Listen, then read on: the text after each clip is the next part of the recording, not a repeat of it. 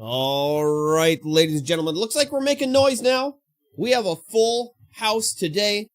Foundations pre-release, the Friday edition. What an exciting time. I love pre-release time. You love pre-release time. Everybody loves pre-release time. Milton Cran, welcome to the chat. Here we are. We have crumbs all over my desk because I've been eating crap. And yes, it is time.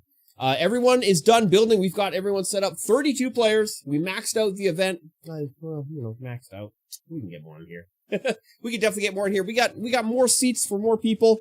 Yeah, right now, 32 players. We have 1 minute left in the building phase. We have an eclectic selection of people here, which is amazing. It's bespoke. It's a bespoke collection. We've got Jeff in the window right there. He's not looking at me right now, but that's okay. Doesn't need to look at me.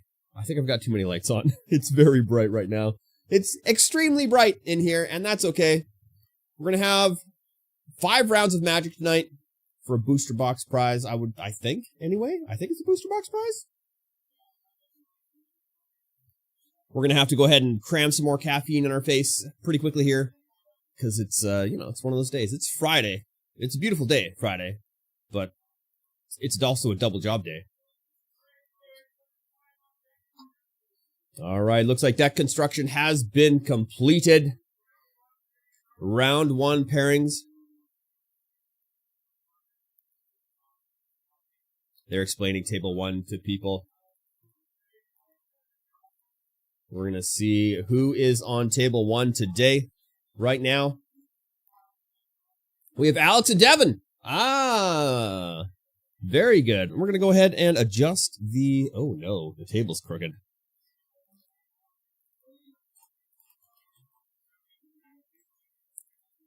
Devin and Alex.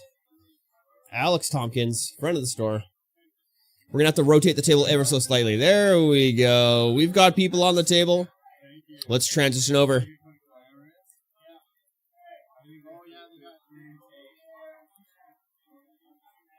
Green tape, big dice. Let's go, gentlemen.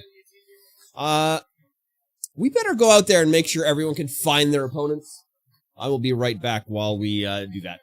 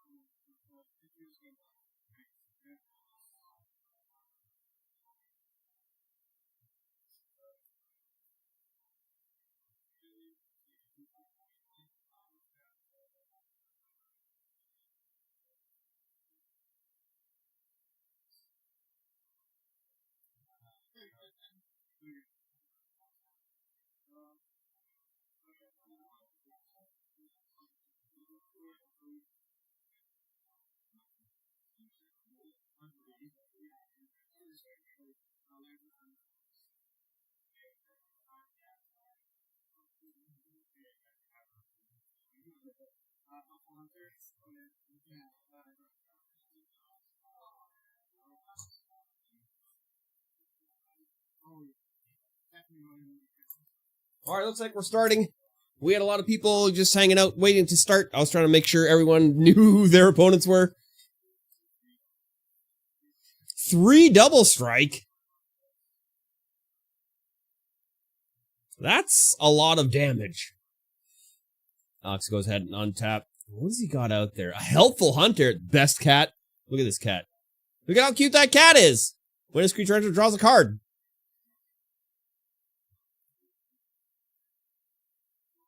Helpful hunter has one,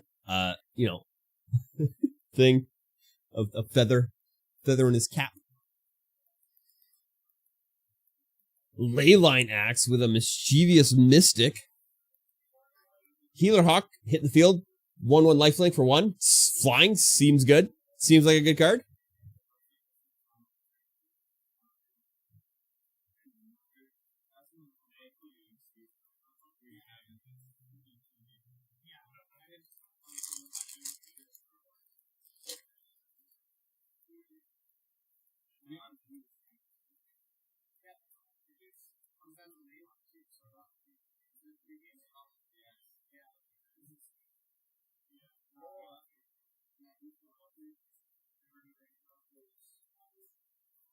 All right, tapping for 2 now. 2 more. Put a Youthful Valkyrie in. A 1/3 for 2. It is flying whenever another angel you control enters. Put a +1/+1 counter on this creature. Wow, that's pretty good. That's pretty good. All right, passing back to Devin now. Devin's going to go ahead and tap for 1.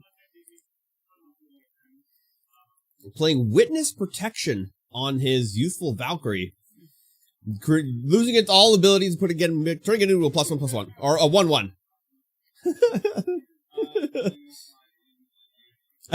Creating a 1/1 legitimate business person.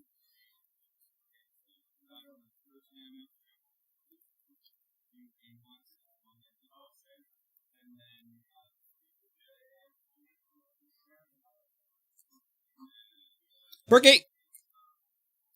Perkysaurus, welcome in.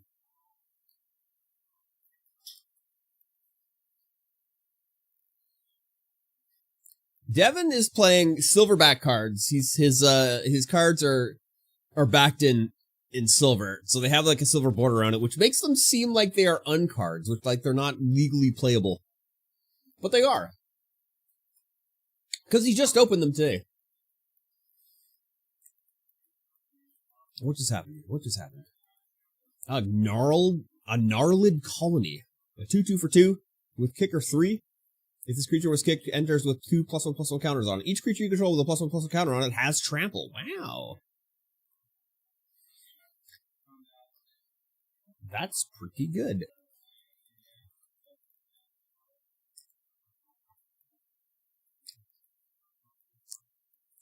What? Homunculus Horde. Whenever you draw your second card each turn, create a token that is a copy of this creature.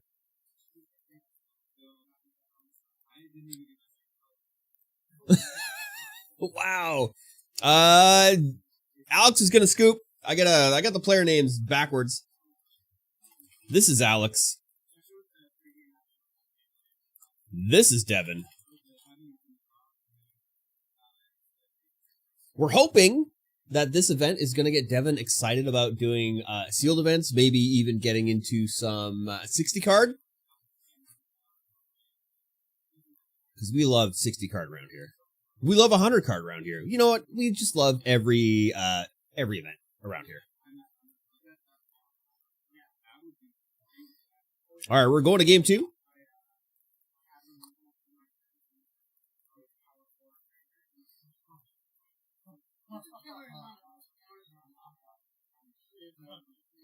We have Nick v. Nick. Nick Hackworth versus Nick Cunrow. What an amazing con.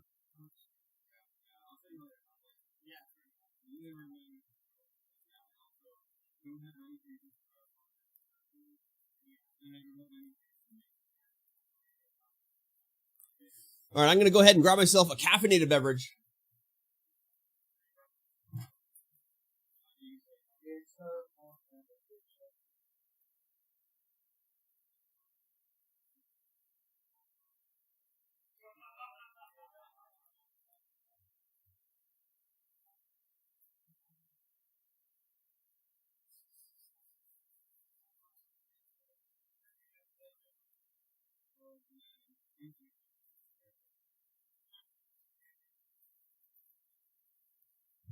All right, doesn't look like there's any sideboard tech going to happen here.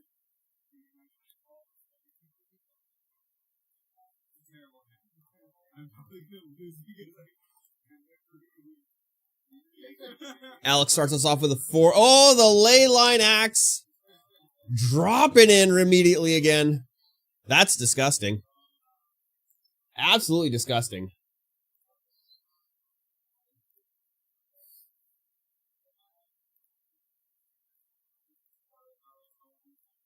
Gnarled Colony. Coming in.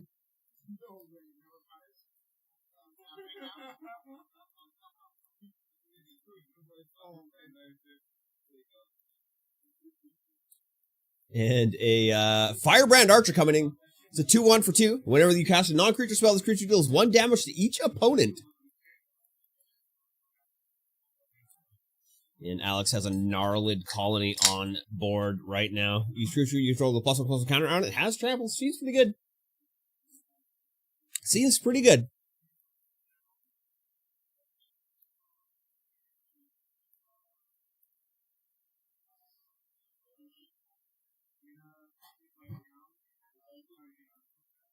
I had noodles. What? Sure. I don't know what you're getting. Oh, I'm okay then. Yeah. Tapping for 2. Gonna go ahead and drop himself down a Fleeting Flight. Putting a +1/+1 counter on his Gnarled Colony. It gains flying until end of turn.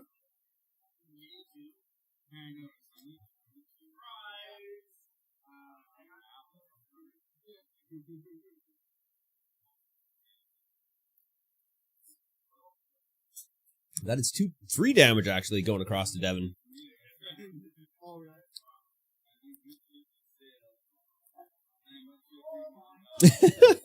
Devin is not pleased with his board state right now. He's passing the turn. 2 mana on the board, missing his 3rd land drop. This could be devastating. Could be devastating.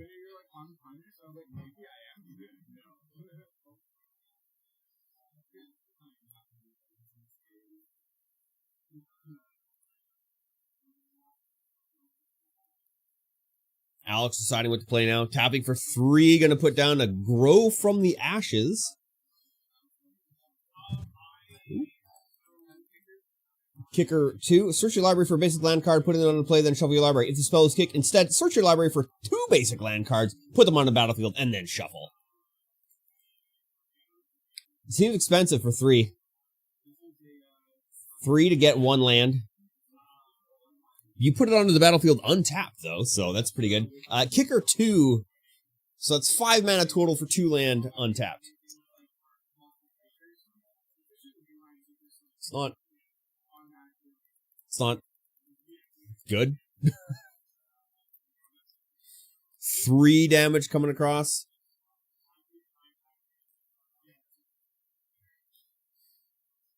And there is the 3rd land drop for Devin. What is he going to have? What is he going to do here? Ooh, a Mocking Sprite? That's probably going to be something to play, because it seems to have mana for that. Mocking Sprite, 2/1 for 3 with flying. Instant source spells cost 1 less to cast. It's pretty expensive for a 1 less to cast. Especially since it dies to just about everything. Ooh, Sarah Angel coming out now. 4 Alex. That's a lot of mana to cast that guy. 5 mana. 4/4 flying. Vigilance for 4. 5 rather. Shadow, how's it going?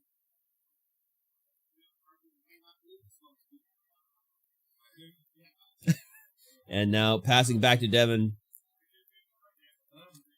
It's got 4 land on board now. He's going to be able to play some cards. This could be a good turnaround.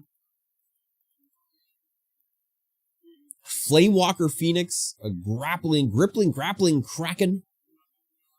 Oh, it is a grappling Kraken. Grackle Prackle.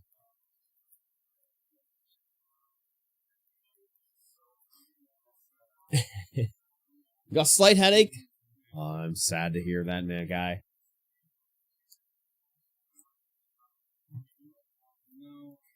Have a little caffeine. It's not too late for caffeine, right? That'll thin your blood, make your headache go away. It's all about thinning the blood.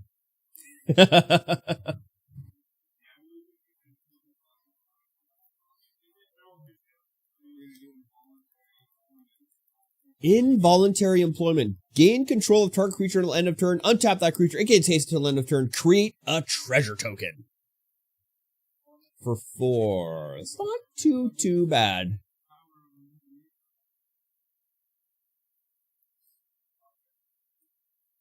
Oh, look at that. He's got a treasure token for his opponent.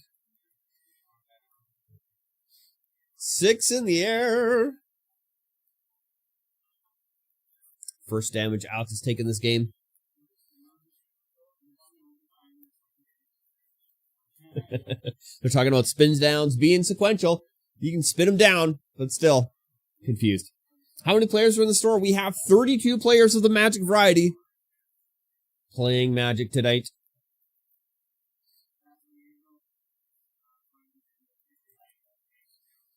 Dazzling Angel, 2/3 for 3. Flying, whenever another creature you control enters, you gain 1 life. And he's going to take 1, 2, 3. Oh, what am I doing? 1, 2, 3, 4, 5, 6, 7.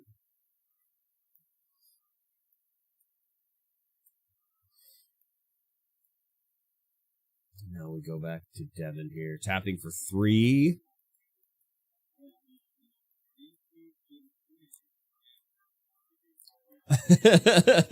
That's the game. We'll go to game 2. Or round 3. Game 3, rather.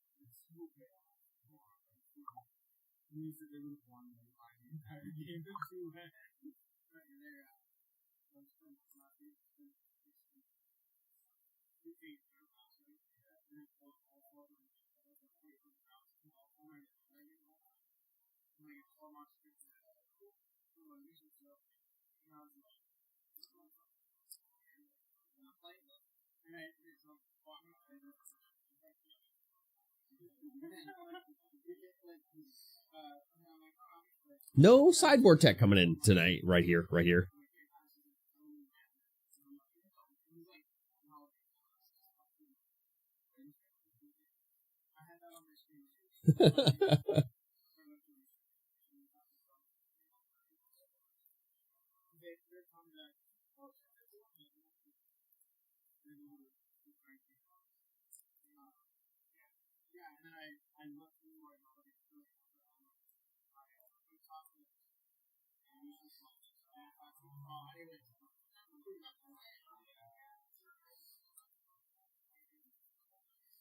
All right, here we go. Blue sleeves versus blue sleeves. One is slightly shinier than the other. Just notice that.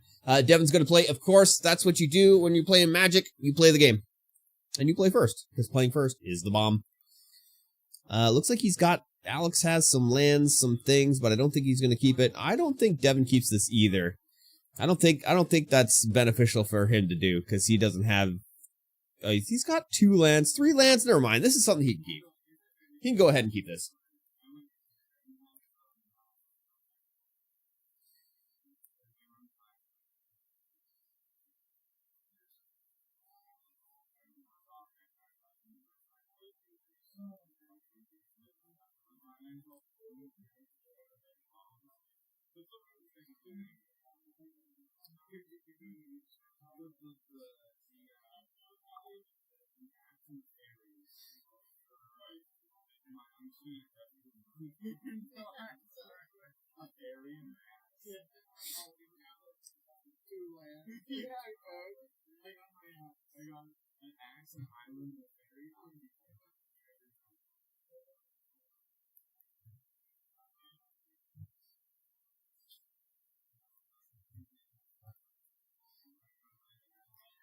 It doesn't look like Alex. Alex has pulled one mana. He's going down to 5.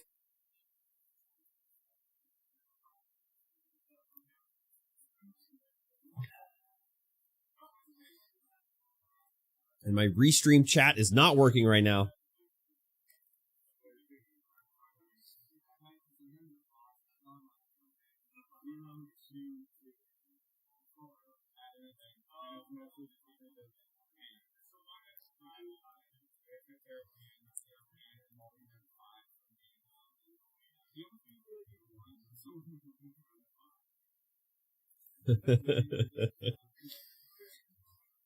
Here comes... Oh, looks like... Okay, yeah, he's going to keep this. He's going to keep a mitt full of land. That looks like a mitt full of land. Oh, and a cat. He's got a little cat in there. He's going to gain 1 life for that land coming in. And now Devin is going to go ahead and play his mountain for the turn.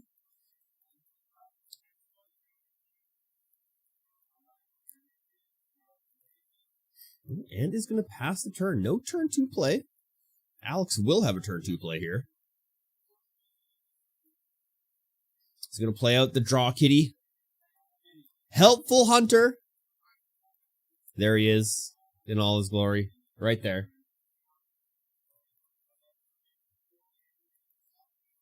And Devin flashes in an Elementalist Adept. That's a 2-1 for 2 with flash and prowess. Seems all right. Seems all right. Let's see what he does here.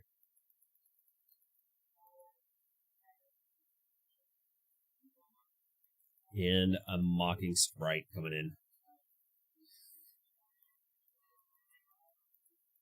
Ooh, there's some Llanowars I see in Alex's hand. There they are. Lannies. He's got a little Johnny Pridemate there, as well as Resolute something. Resolute Reinforcement.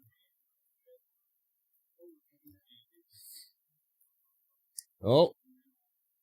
Ken has already beaten Alex 2-1, 2-0 rather. Pretty typical for the raid boss to beat somebody down that quickly. Pretty rude of him as well.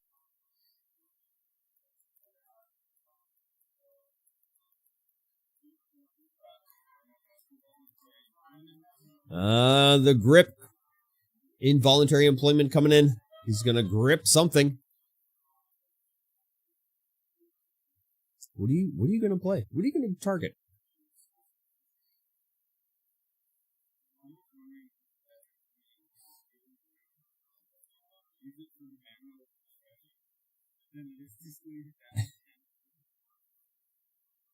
Trying to decide who and what to take here.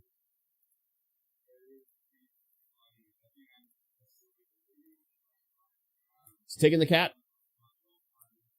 Prowess trigger.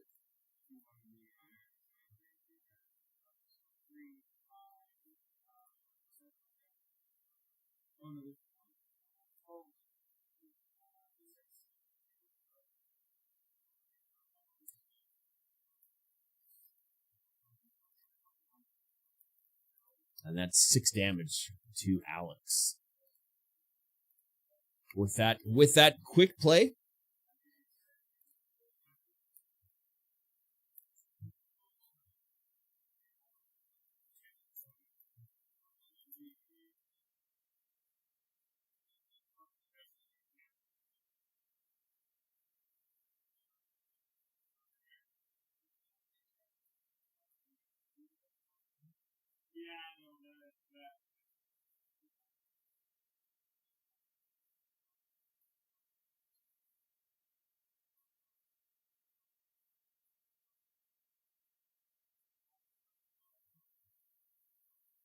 All right, I'm back. We have the Dazzling Angel coming out again. Tapping for a bunch. And a Johnny's Pride Mate coming into play now. Gaining a life. Whenever you gain a life, put a +1/+1 counter on this creature. 1 damage from the kitty cat coming across. And passing back to Devin now. Devin is going to go ahead and draw his card for the turn. It's a refute. A foil refute.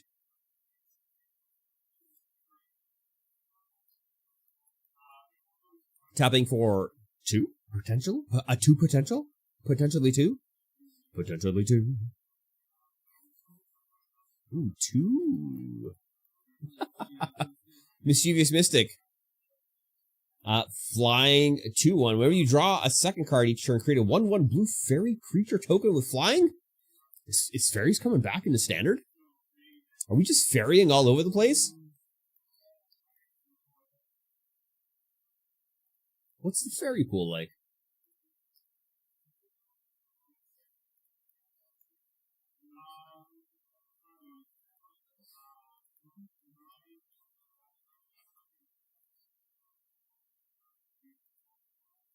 We're going to go format standard. We're going to look up creature type. What the heck is creature type? Resolute Reinforcements come into play.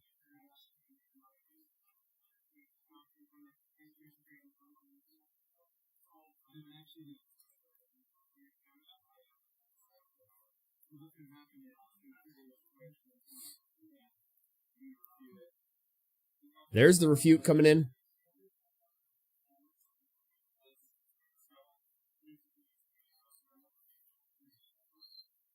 Looks like there's a lot of fairies in standard right now.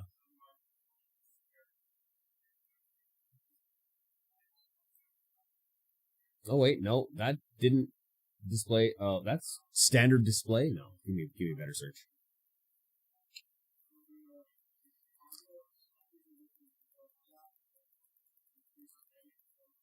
Authority of the Councils. Creatures your opponent controls enter tapped. Whenever a creature an opponent controls enters, you gain 1 life. Not bad.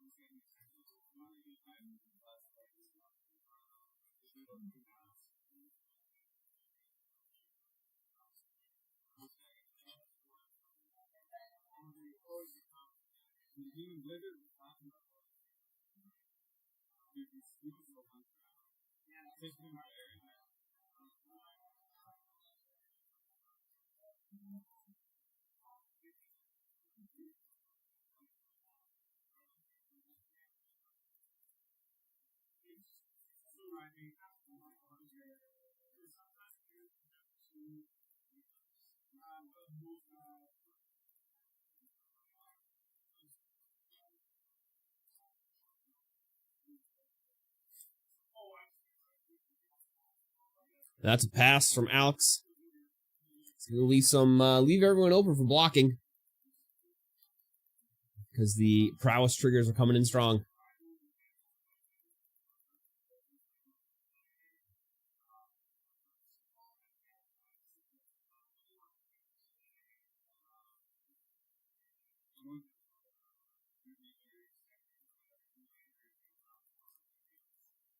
Homunculus Horde coming in. Oh, look at that card. Alex takes his turn. A Johnny Pridemate getting a +1/+1.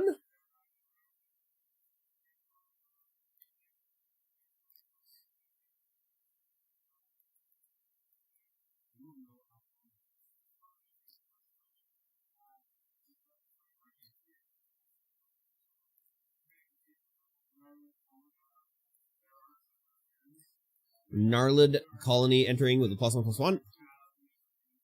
2 +1/+1s. Alex gains a life. I should be putting him up 2 life. Should be at 18, I believe, though I can't really see his dice, so I'm not entirely sure.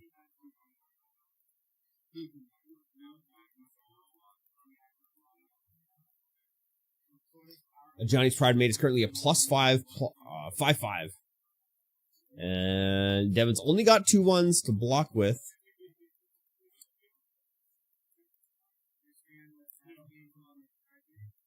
Dazzling Angel coming in, flying.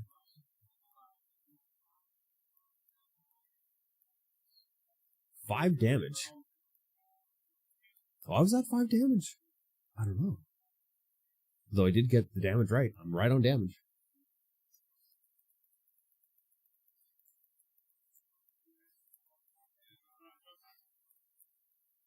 Devin's running out of cards to play. He's got 2 cards in hand still right now.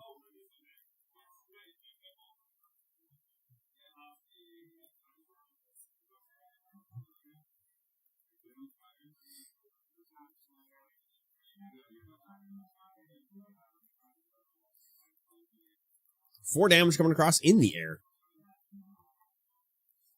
Alex is going to take it, go down to 14. Devin passes back. 5 land open for Devin to play things, stuff and things.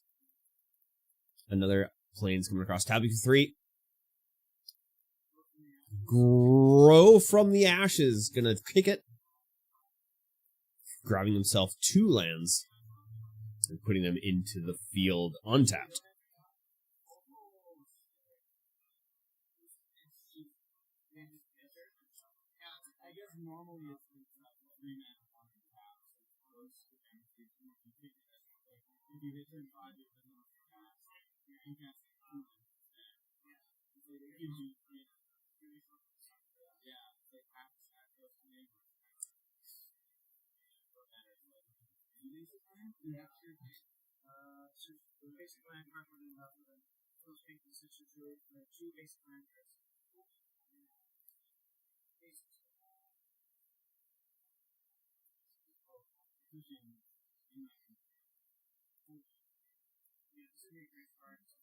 All right, choosing 2 force, those going into play.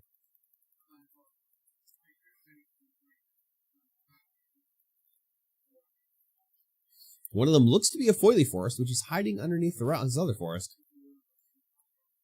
Moving to combat now. Sounds like he's moving to combat anyway.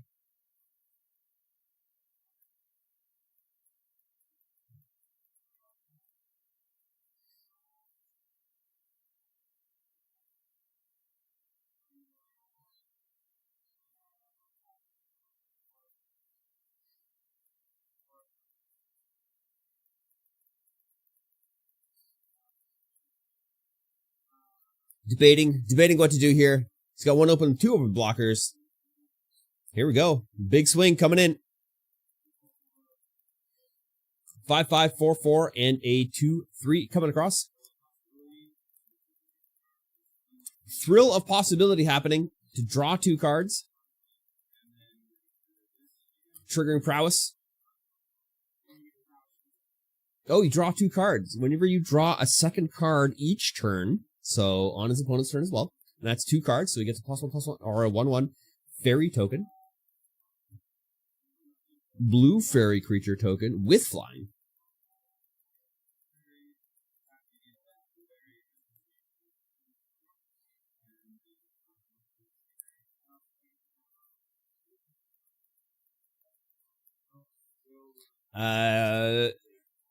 Alex gains 2 life for having 2 creatures come into play on Devin's side, which triggers a Johnny twice for gaining life as well. Or is it only once?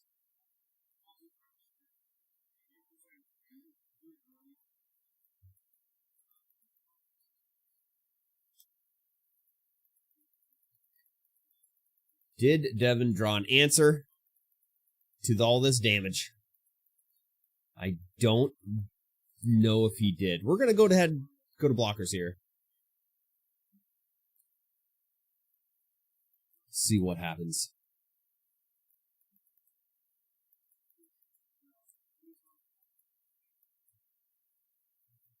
It's got a lot of trampling damage coming across.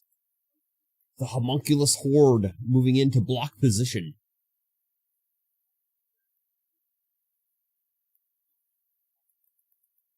Things are not looking great right here for Devin. It's going to double block the Gnarlid Colony.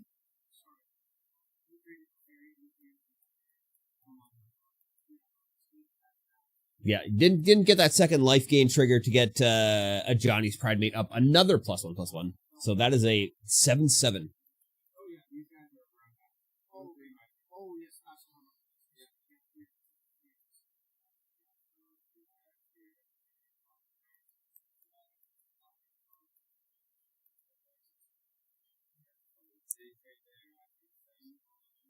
Devin's gonna take 7. 9, actually. He's gonna take 9. Mathing it out correctly, he takes 9. And passes back to Devin. Devin's gonna untap his creatures and lands, drawing for the turn. It is a runaway together. He has a fleeting distraction.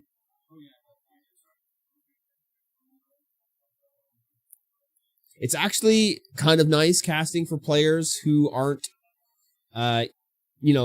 crazy modern players or standard players, because they don't flip their cards like crazy. So I can actually read what the cards are in their hands. A lot of times, you get Jordan up on the table, you get Alex on the table, and they flip their cards so fast you can't read what they are when you're just sitting here. But I guess when you're doing an event like a pre-release where nobody knows what the cards really are, or, unless they've done the research, of course, then they tend to read their cards more rather than go crazy.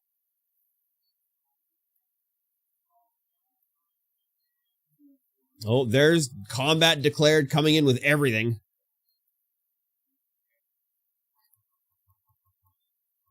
Taking 7 damage. I don't know what Devin does here to get more blockers out, because everything comes in play tapped, so he's not going to be able to block anything. So I think he's just lost the game, perhaps, right here. We'll see. We'll see what he plays. Fleeting distraction. Target creature gets -1/-0 until end of turn to draw a card. He's going to draw a card, which is going to make himself a homunculus.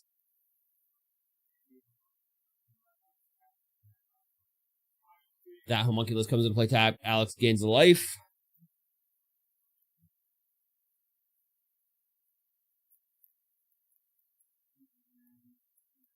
And then the fairy is made.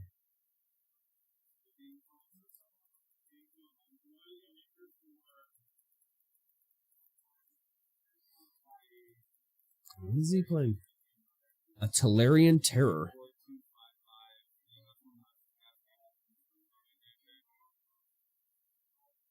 Ward 2. He's a 5/5 for 7.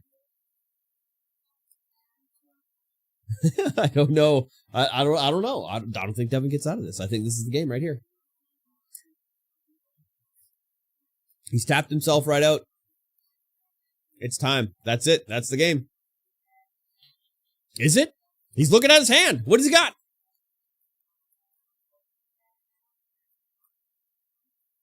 Fog?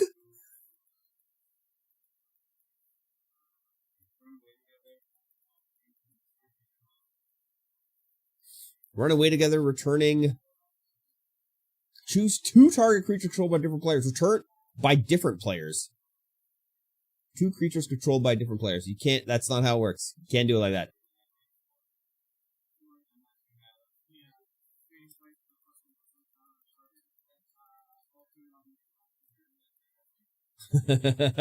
That's the game.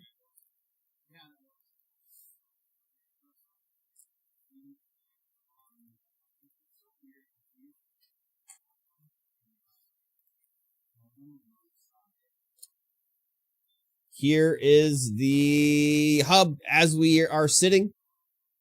It doesn't look like there's 32 people in here, but there is 32 people in here. We're not going to stand up, walk around, and let you guys enjoy the subtly sounds of the concourse. Actually, no, you know what? We'll put on some tunes. We'll put on some tunes for everybody to listen to.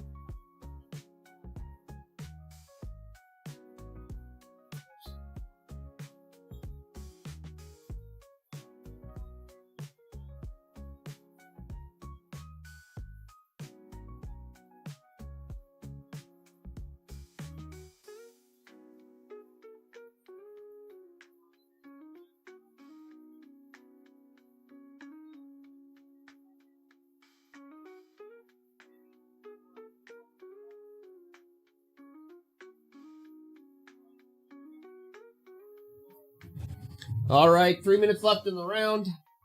That's it. 3 minutes left. Or 2 minutes, rather. 2 minutes. I can count. It's 2 minutes. How is everybody doing out there in Out There Land? Enjoying some Magic, but why aren't you not playing Magic tonight? It's pre-release night. Tell me about your local store. Is your local store having Magic the Gathering? I mean, I guess everyone in here is kind of local anyway. Kind of local. We're looking at fairies.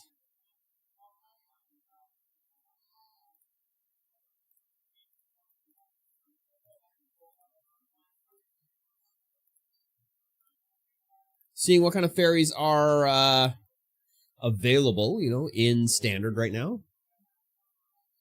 Seeing if we can do some kind of fairy deck with the new fairies that are out.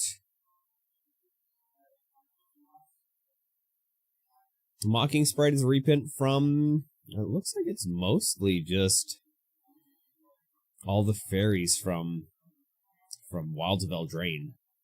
We have Wilds of Eldraine fairies, and we have March of the Machine fairies. These are all okay.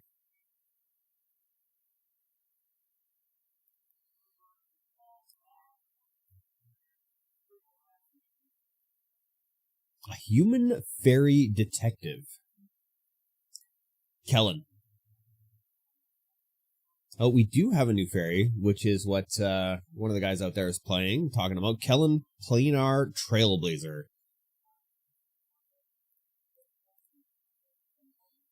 It is a 2/1 for 1.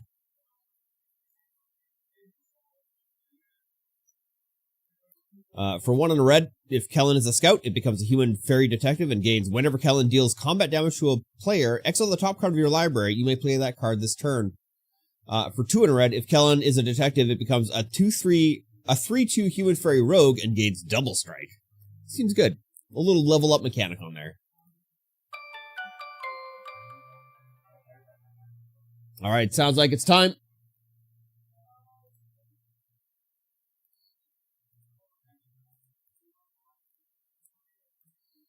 Hit the old refresh button here. Looks like it's just Braden and Brady, and then Braden and Steve playing still. You can probably see Braden and Steve playing in the bottom right, and Brady is playing Braden in the left of your screen.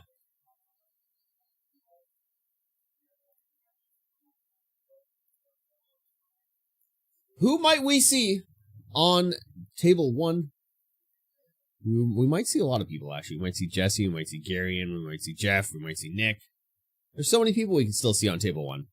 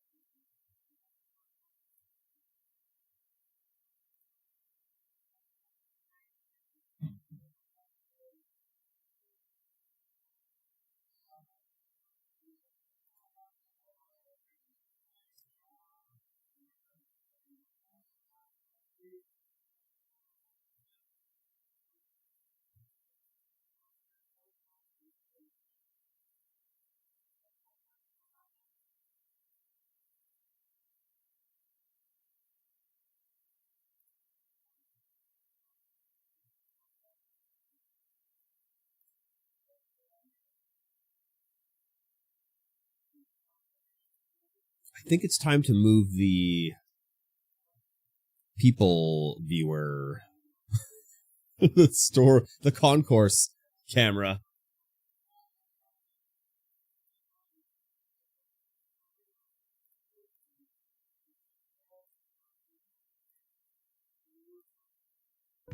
Let's start the music back up. How about that? I think it's a good idea. How many more rounds left? There are 4 more rounds left. We have a beautiful round. 5 rounds for tonight. We'll probably play all 5. Maybe. Maybe. We might just do 4. We'll see. We'll see how the crowd is feeling.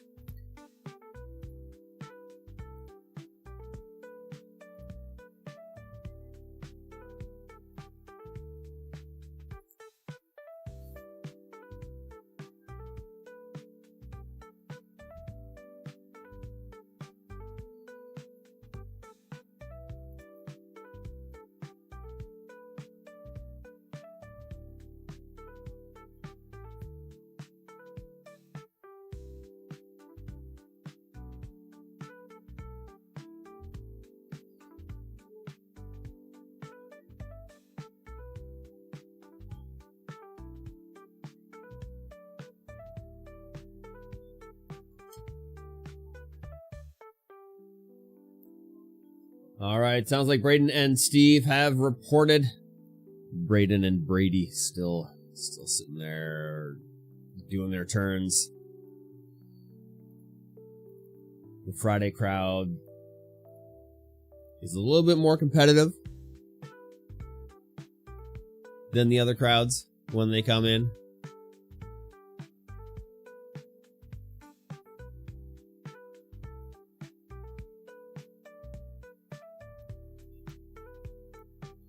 They're the guys who are the people who are the most amped to play new Magic cards. It's a fantastic time. No sleep till Brooklyn? Bounce. Brooklyn Bounce. Who remembers Brooklyn Bounce? Nobody remembers Brooklyn Bounce. The Brooklyn Bouncer. No, Brooklyn Bounce. When was the last time Brooklyn Bounce released anything? 2002.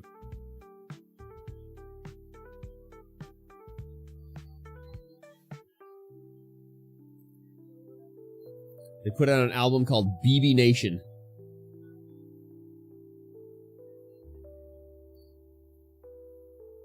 We might have to listen to this later, see how awful it is.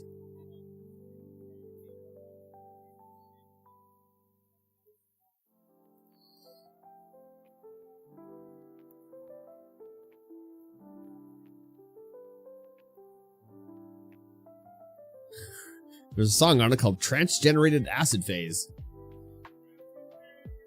Alright, looks like round 2 pairings have just been posted. We're going to go ahead. Nicholas and Jesse at the head table. We got Jesse at the head table. He's definitely going to want to go up there.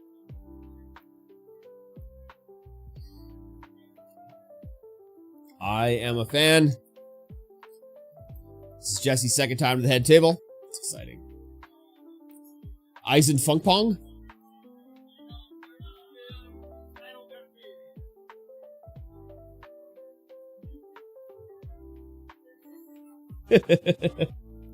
All right, looks like Nick.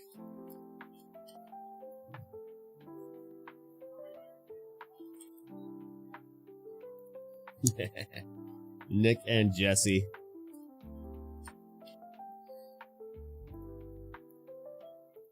There we go. The Chief Firewater. Thank you for the follow. Welcome in. How is your Friday going? Hope you are enjoying. We're going to have some Magic the Gathering going on.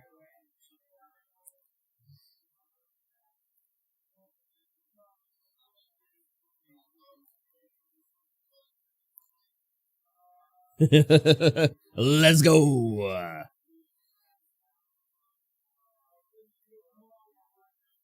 Gitska?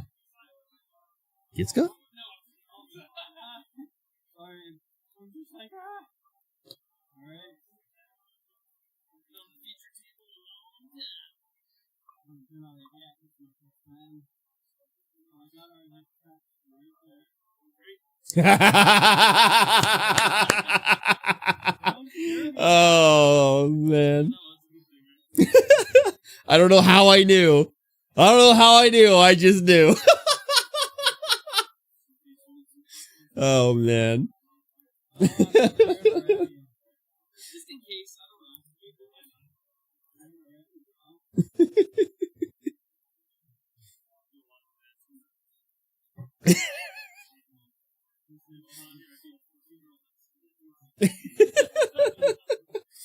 Jesse's just bragging to how he beat a 14-year-old in the last event by the skin of his teeth. Here we go. Nick's never been at the head table, and Jesse's only been once. So here we go.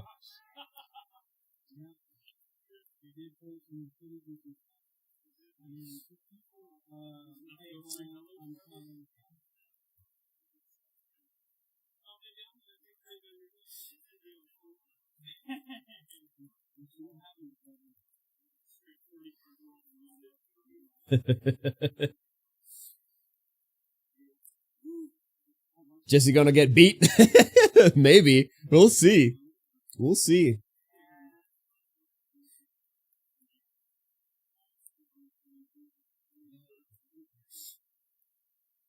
Oh yeah, you guys are fine. Just go ahead, play some games.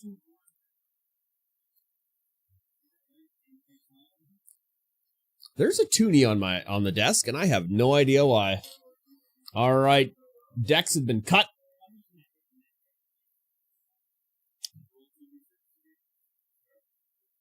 And apparently, Bruce has already beaten Emmett 2-0. 1 minute long game. Amazing.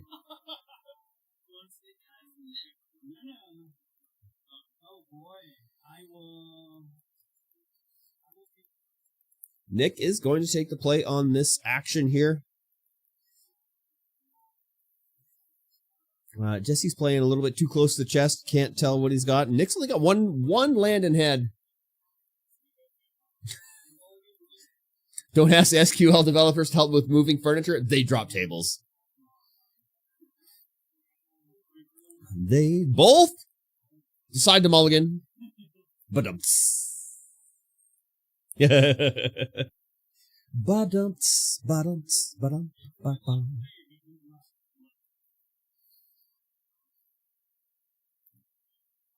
The decks have been represented and a cut has happened.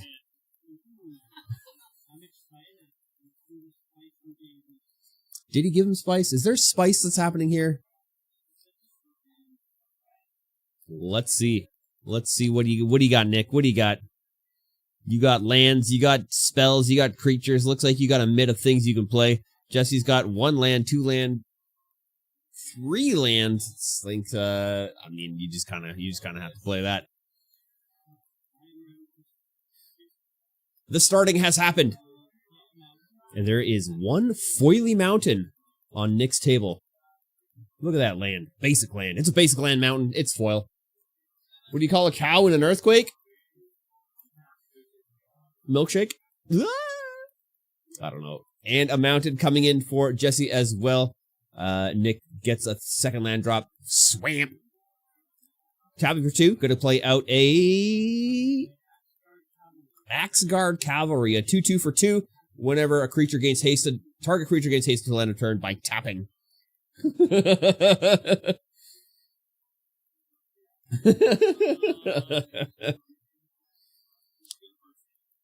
Oh, burst lightning. Just some direct burn. So rude.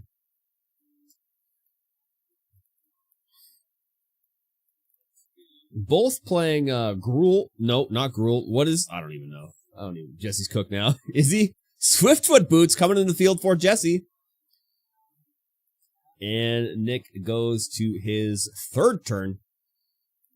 He's going to go ahead and play down another mountain. Mountain? Swamp? Oh, swamp.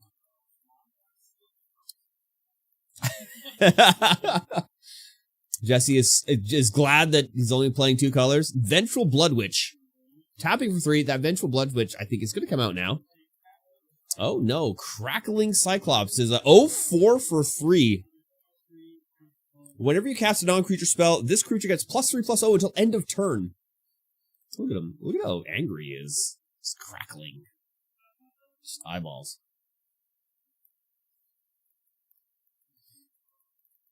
And Jesse's going to play down another swamp. My smooth dairy products bring all the gentlemen to the recreational area where they proclaim it is superior to thine. Heraldic Banner for 3. As an artifact enters, choose a color. Creatures you control of that chosen color get +1/+0. Tap for 1 mana.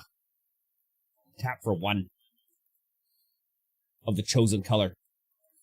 Stop doing stuff with that, Jesse. I'm trying to look at it. Alright, Nick untaps, upkeeps, draws for the turn, draws a land. Not what he wanted to draw at all. Sitting on 4 now. Tapping for 2, going to go ahead and play out that Vengeful Blood Witch. 1/1 for 2. Whenever a creature or another creature, whenever this creature or another creature you control dies, target opponent loses 1 life and you gain 1 life. Life. And passing to Nick, doesn't choose to swing in with the 0/3 vampire, or 0/4 Cyclops rather. 0/4.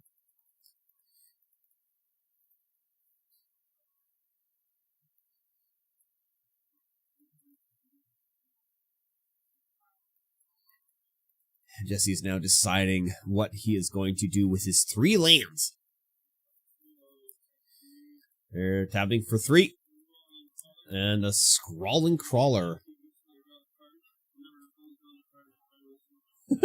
Oh, interesting. For 3, it's a 3/2 for 3.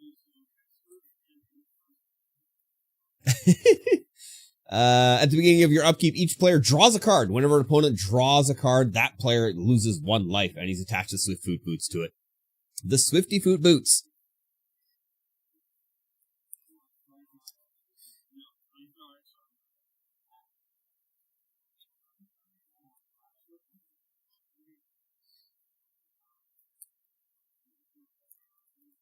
Nick plays down another swamp. 5 mana on board. Is ready to cast some spells, potentially. Tapping for 3. Seismic Rupture. Seismic Rupture deals 2 damage to each creature without flying.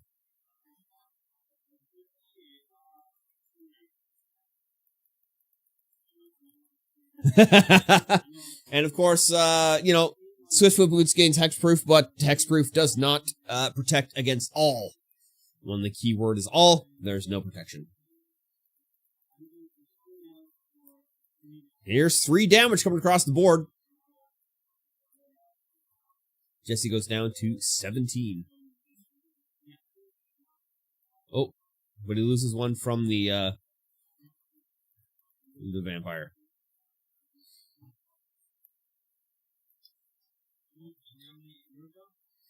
And passing the turn to Jesse.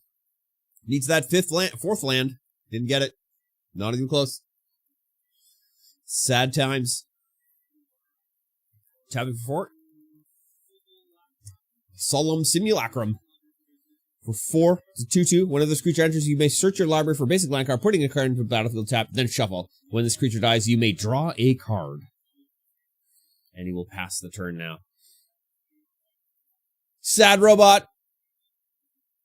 On the field. Seems expensive. Put them Swiftfoot Boots on him. Swing in. He didn't have any. Didn't have enough mana. Swam. Coming in the field for Nick now. Has all the land on board. 6 mana. Sitting open. But only has a net in hand. Passing the turn back to Jesse. I think it's a net. I can't tell. It looked like a net. Some kind of net. Oh, there's his 5th land. Or 5th land. 6 mana sources.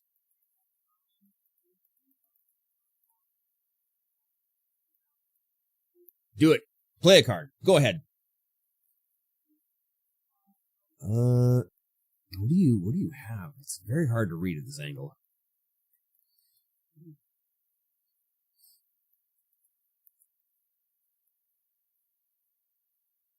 Decisions.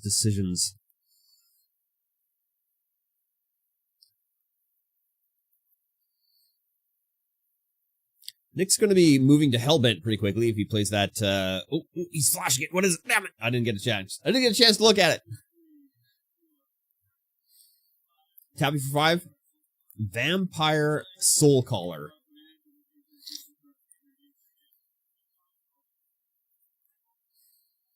It is a 3/2 flyer for 5, which can't block. Whenever this creature enters, return target creature card from your graveyard to your hand.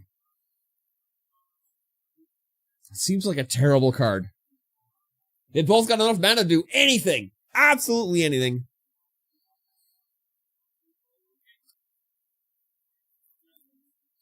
It's amazing, the amount of things that they can do.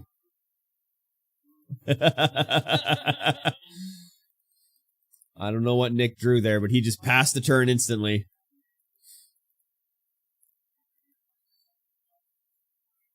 No, Jesse's got a fake your own death, an eaten alive, and a contagious goblin. Is that what that is? Is that goblin contagious? Scroll and Crawler coming in.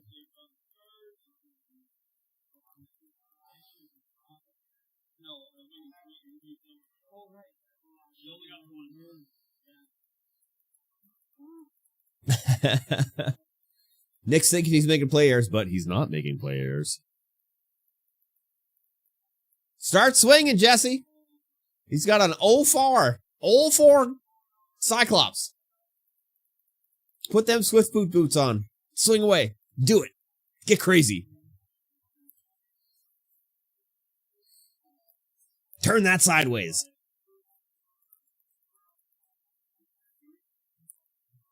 There he goes. 3 coming across. Down to 16.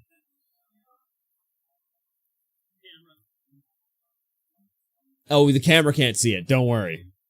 It is a flyer. Turn it sideways. He's doing it. He turned it sideways. We're good. He's going to watch this back and go be like, you guys suck.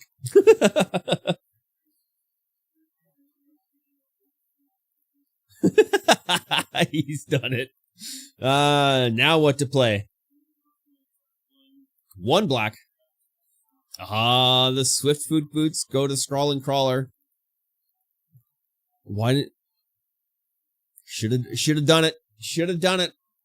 While, before combat phase, and he could have swung with that as well. Don't forget that trigger, Nick. You're supposed to lose a life as you draw a card. You should be down to 15. Oh, but Nick's got all the land in the land. All the mana in the land. All the land. Oh, there's the trigger. All right, now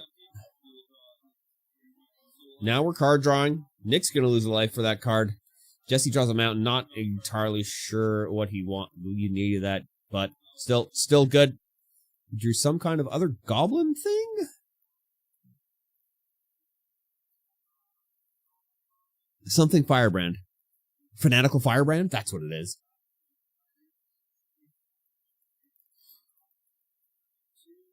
Two mountains being turned sideways and Contagious Goblin coming in.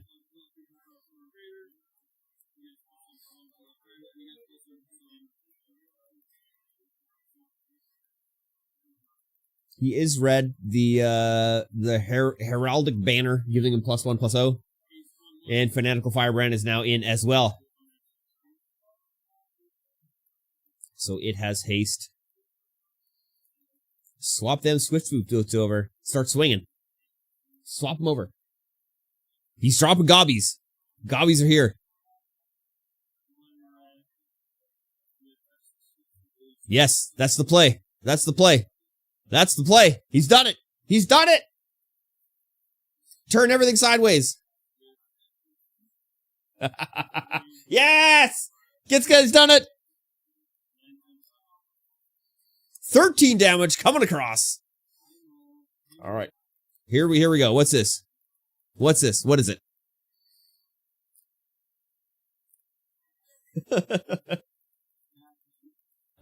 Just straight stab.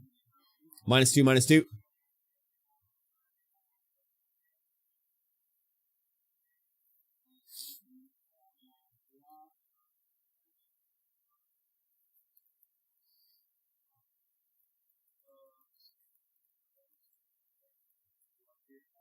This guy is +4. He's +4. You're gonna lose that crackling Cyclops, Nick.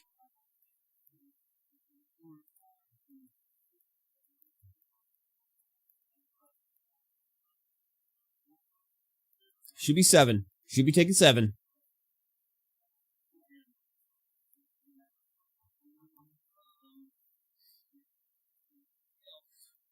And there goes the turn pass. They're missing that artifact that gives his red boys +1/+0. Does Nick draw a land? He's drawn a land. Well, unfortunate.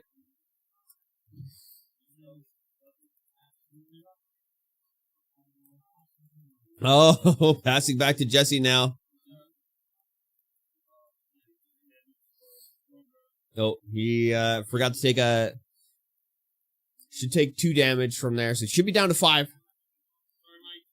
Should be down to 5. And there's the draw. Jesse's turn.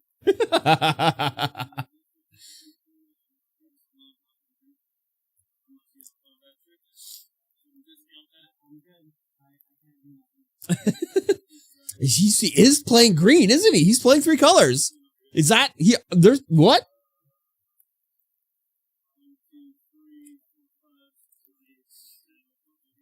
$13 damage coming across.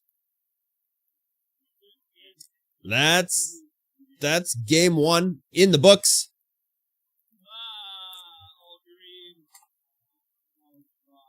We'll go to game 2.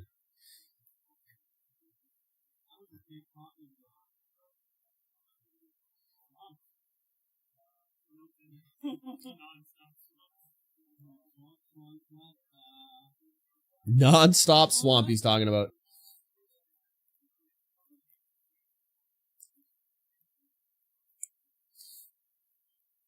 I'm just going to let those guys know that anything that's not on their playmat, can't see. He's flashing green for combat tricks.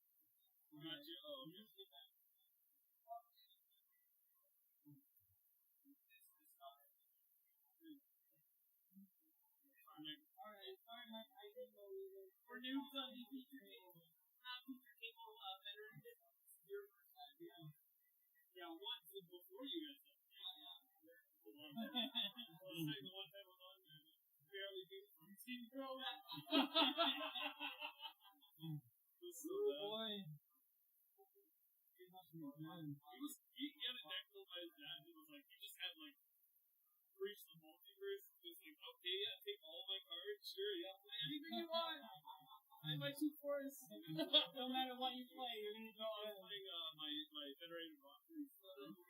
Oh yeah, I thought Oh really?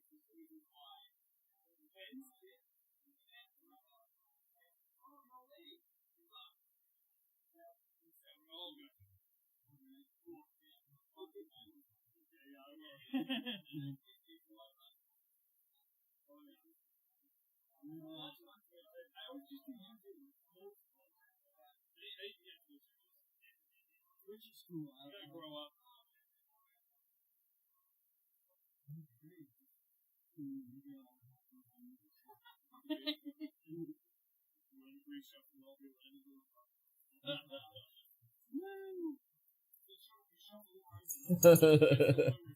That is a bold move.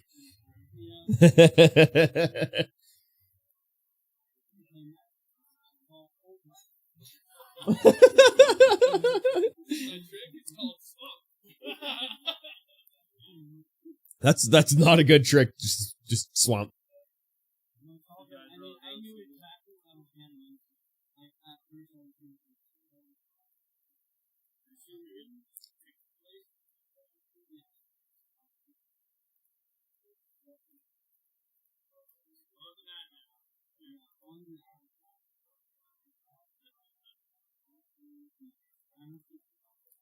Nick's gonna go ahead and keep his hand.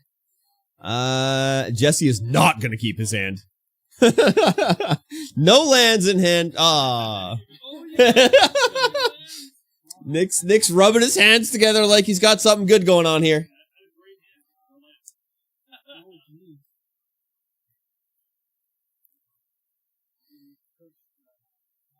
Oh, the cursed cut coming in. You would have kept that hand and hope you draw land. I mean, he's on the draw, so technically could. Huh? No.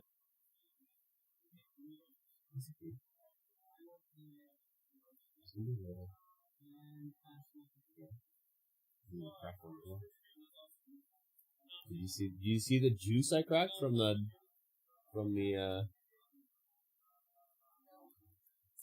pack?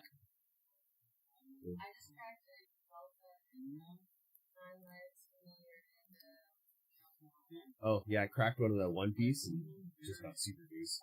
It was $100 card.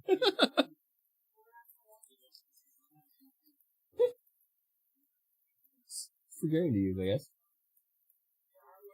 I don't know. I don't know. Heartfire Immolator coming into play. 2/2 for 2 with prowess. Sacrifice a creature, deal damage equal to its power to target creature and or planeswalker. Nick's on the draw. Swamp's got all 3 colors online. Look at that. All 3 colors just sitting there right below his cuff. He's doing it.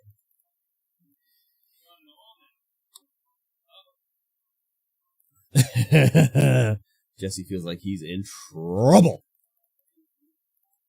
Nick's going to tap for 2. Play out a Worry Thespian. 3/1 for 2. When this creature enters or dies, surveil 1. That seems alright. Surveilling. Going to...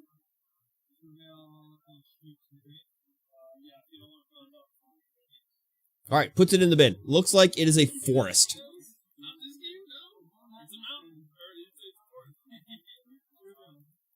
Alright, Jesse's going to go ahead and untap his land and draw for the turn. Playing down a swamp. Let's go ahead, play it down. There it is.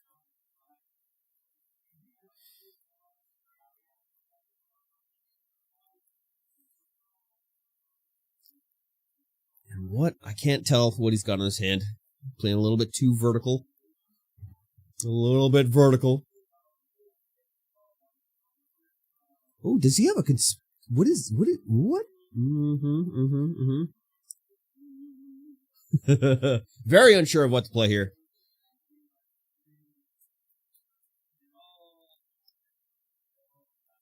Oh, no play. No play here.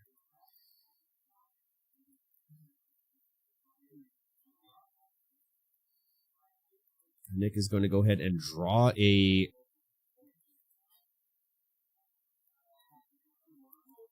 4. Tapping for 4. Here comes something. Lateral Blade of the Elves. 2/3 for 4 with Menace. When it deals combat damage to a player, create that many +1/1 green elf warrior creature tokens. Tap 10 untapped elves you control. Each opponent loses 10 life and you gain 10 life. The 1 Wary Thespian coming across. 3 Dommage. Jesse's cooked. That's what you said last game. Goblin Surprise coming in. Choose 1 target creature, go +1 or +0. Create 2 1/1 red creature tokens. Chump block happening. And Nick gets to surveil one off of that chumpery. And goes to the bin. It is a mountain.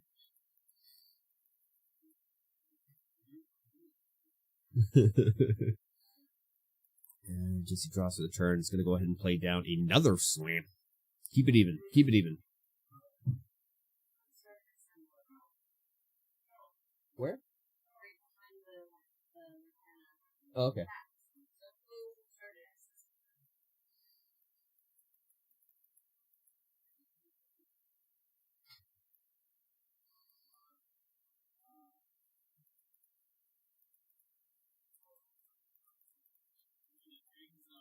Oh, here we go. Eaten alive. Exiling. Exiling. What's that? Where's that yawn coming from? Lethal? Well, I can't even pronounce that name right now. 3 damage coming across. 2 damage coming in.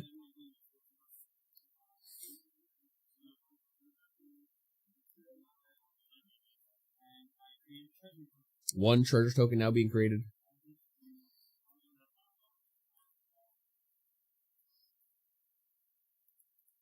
Ah, treasure token. Gifted from across the table. Passing the turn. Now Nick untaps. Upkeeps and draws. There it is. There's the draw. A swamp. Bringing the swamp online.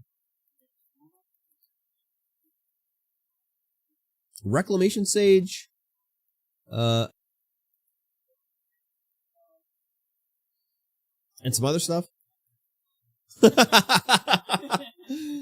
He's lamenting the fact he doesn't have a commander to play. That's the format that Nick plays the most is commander.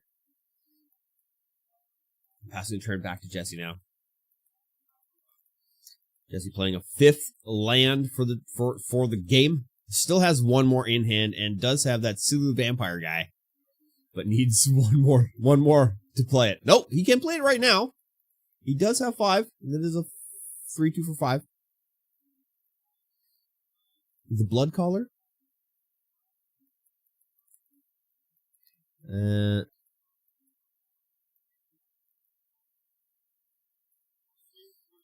Two coming across. Damage phase happening. 2 damage to the face. And Jesse's just going to pass without playing it out. Interesting.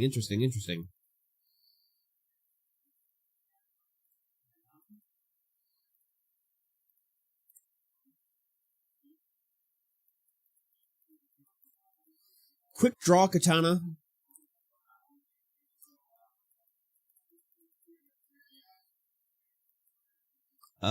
During your turn, equipped creature gets +2/+0 and first strike. And we'll pass the turn off of that. Just gonna play his final mountain in his hand. Finally getting that final mountain out. Tapping for a bunch. And there's the Vampire Soul Collar.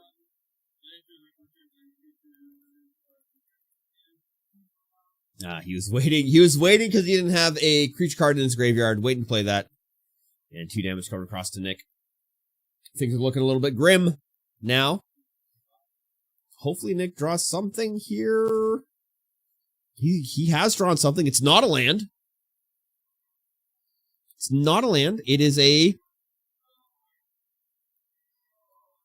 one of those gnarl guys that does +1s for kicking, maybe. Tapping for 5. Win a big sweep. Big sweep. Oh, yeah. That's what it is. A gnarled colony. Gnarled colony. Kicking. +2/+2.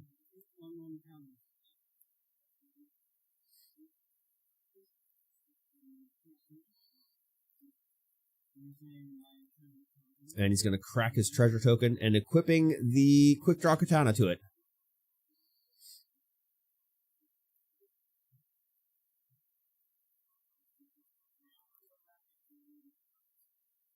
During your turn, though, he has first strike. 6/4, but not during your turn, Jesse. He is only a 4/4.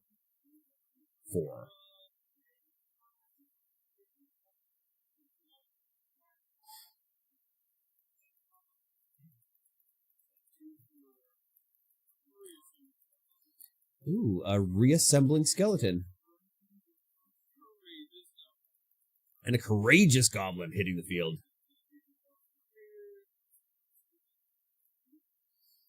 Reassembling skeleton is a 1/1 for 2, and for 2, return this card from your graveyard to the battlefield tapped. 3 damage coming across now through the sky from the vampire. And turn is now passed.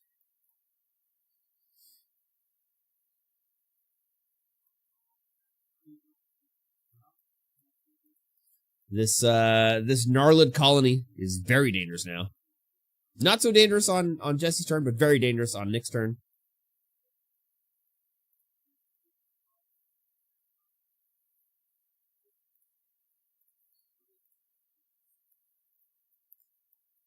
Ooh, here comes something. Here comes something. Ah, the crackling Cyclops back on the field.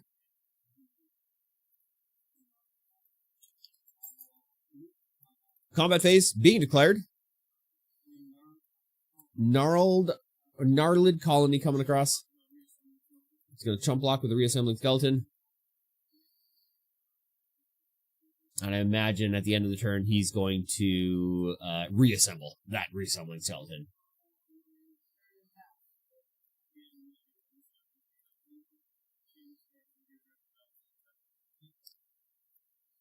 Not too bad. He's got an infinite chump blocker as long as he leaves 2 mana open.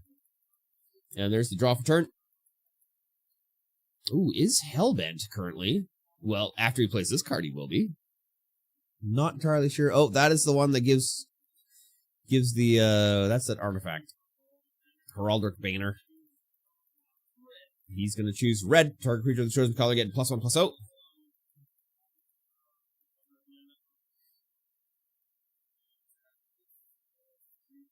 Swinging all in.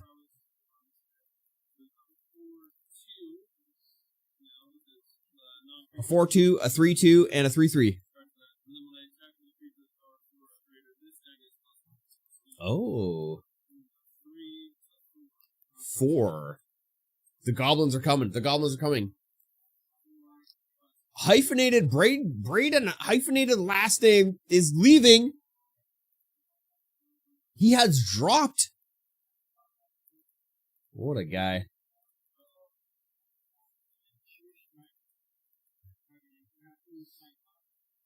Sure Strike coming out. Targeting Crackling Cyclops.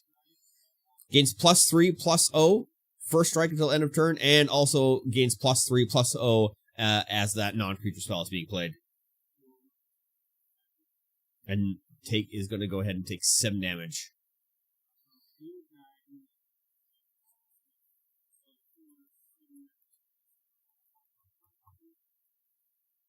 Going down to 4.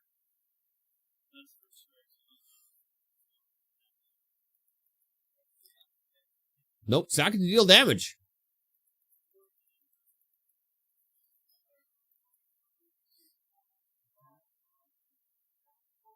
I guess not.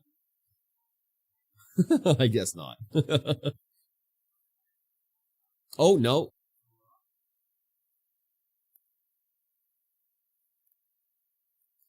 He could have done it. Because it was a +4. With the prowess triggers. Right? Yeah, he could have done it. Equal to its power. That would have worked. He could have killed that crackling goblin. Or crackling cyclops. With a sack. Reclamation stage now hitting the field. Whenever this creature enters, you may destroy target artifact or enchantment. It is a 2/1 for 3. Heraldic Banner going to the bin.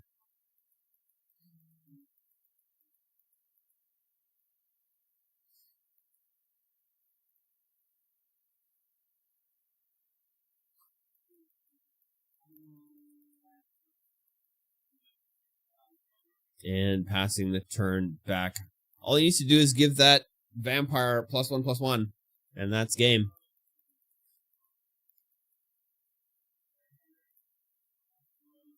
Combat. 3 in the air. And that's that turn. Passing back to Nick. Nick draws something. A forest. And has something in hand. I don't know what it is.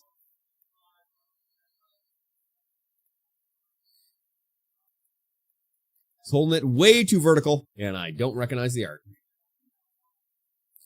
Oh, nope. Don't know.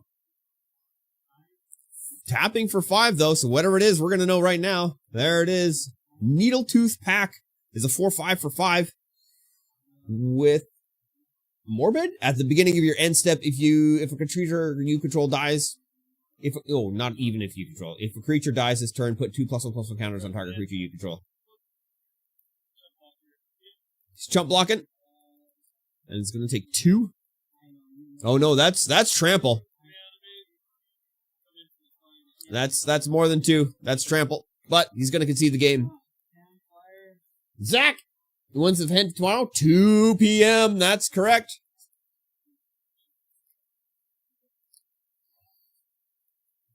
$2 p.m. is correct, Zach. Looking forward to seeing you. Hopefully seeing you. You and Brandon.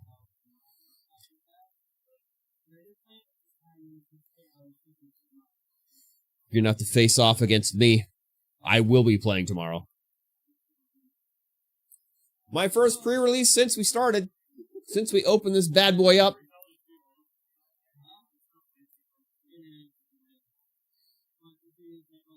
But I'm looking forward to it, my friend. Looking forward to it. Maybe we'll face off. It'll be the first time we've ever played Magic together. How about that? Sounds like a good time to me. That sounds like a good time.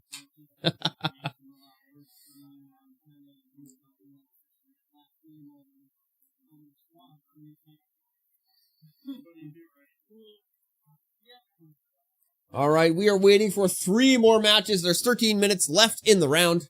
Waiting for Sean and Ben, Kyle and Kevin, and Alex and Bonnie.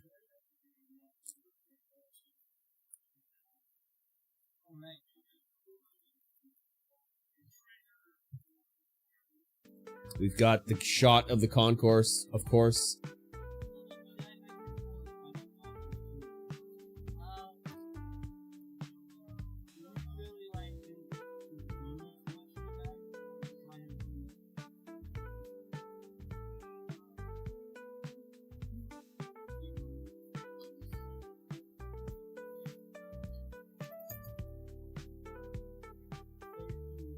Lux is cooked. we could kind of watch their game from here.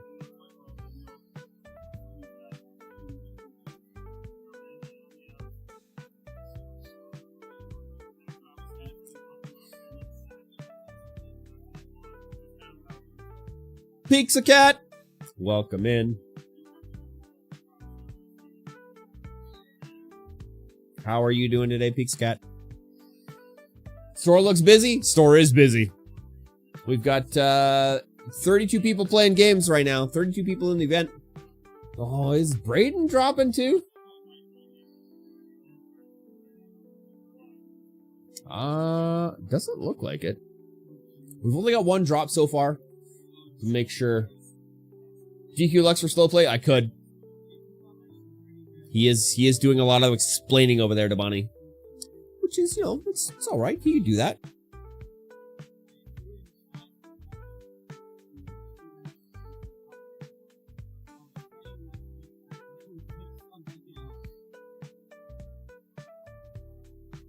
Gary's giving a thumbs up to somebody out there.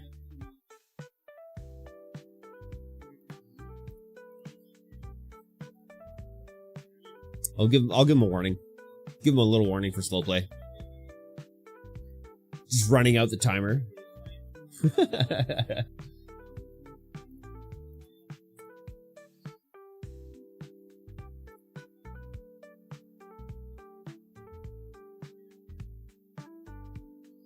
The counter is very busy. Both tills are active right now.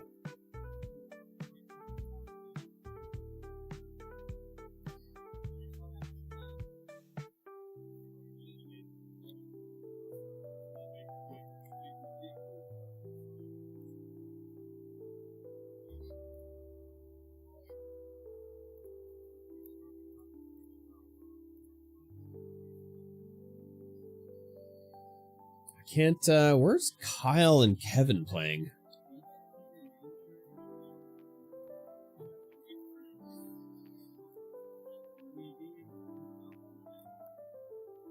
Who are we going to see? Let's look at the, round one.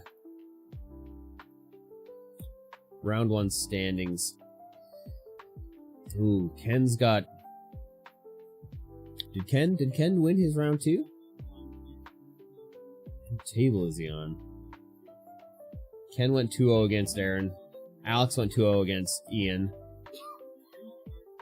Raiden went 2-0 against Garion. We could see... It's still anybody's game who's going to be on the head table next round.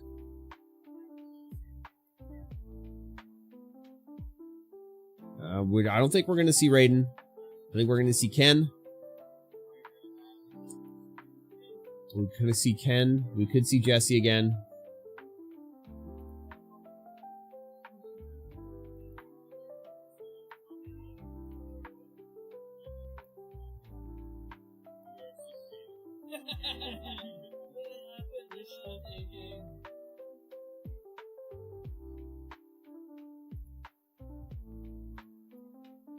All the tables have a camera over them broadcasting. No, just the head table.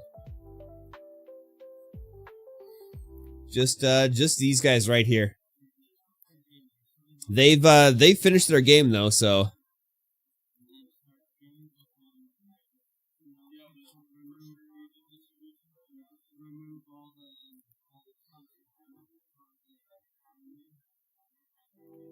Every other table just gets this view.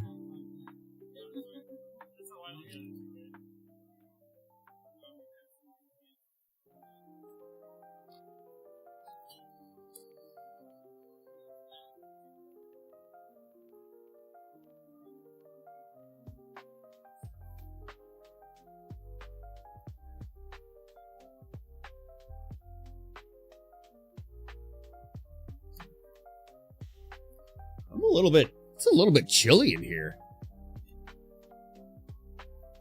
I might have to put a sweater on. All right, we got 8 minutes left in the round. It looks like whichever one of those other games just reported. Brody is dropping. No, Brody, come on. Devin has beaten Brody 2-1. So we do have two droppers. Keeps the games even.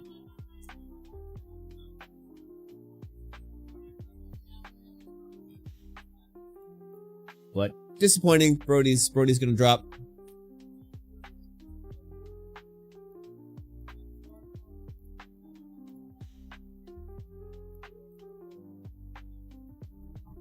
All right, we're gonna stand up, grab a snack, maybe some chips. Maybe we'll grab a meal. I don't know.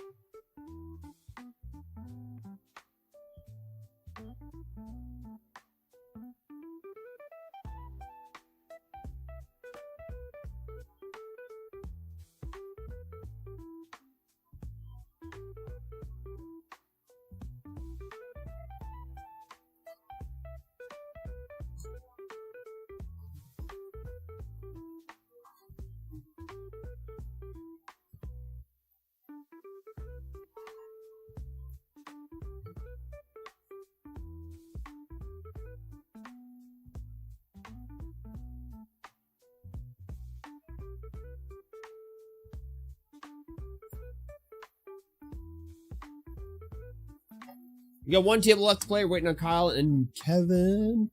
They just started their third game. We have 2 minutes left in the round.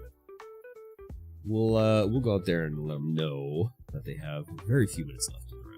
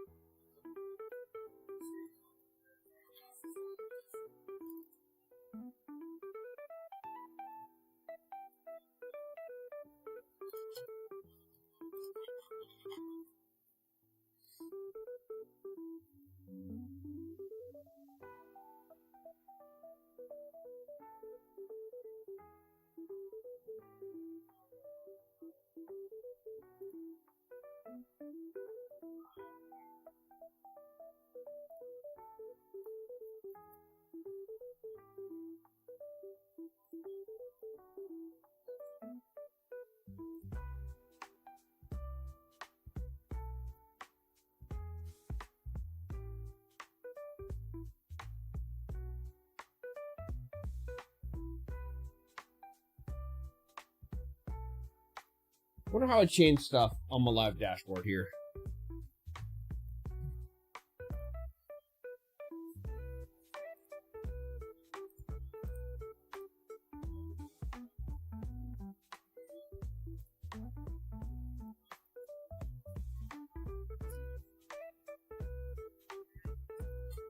Because we are not... This is this save. Foundation's pre-release. There, we've saved the post now.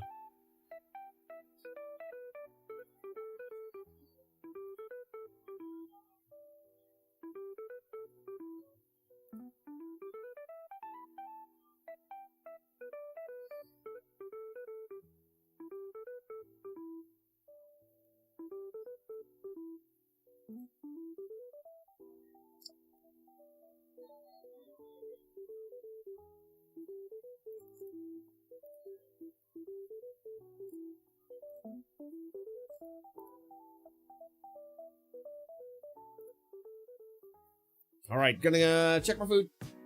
We did go to time, so they should be doing the rounds.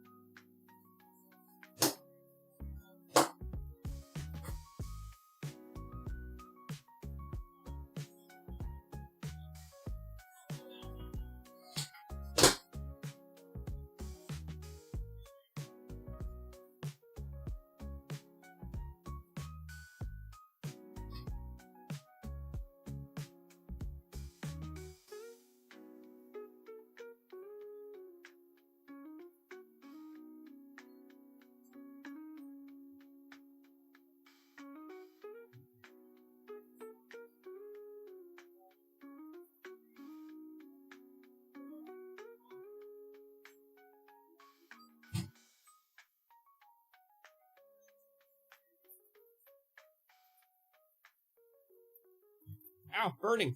It's a burning hot meal, everybody. That's the problem with burning hot meals, is that they're burning hot and very hot. Let's crack this bad boy open. We've got some turkey balls, potato, and broccoli. Oh, it's warm.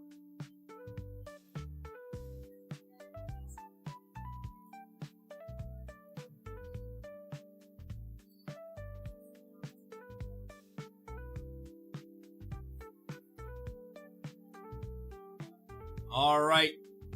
Round 3 pairings should be up shortly. We just need the people behind the counter to look at what's happening. All right, round 3 pairings are now up. Ooh.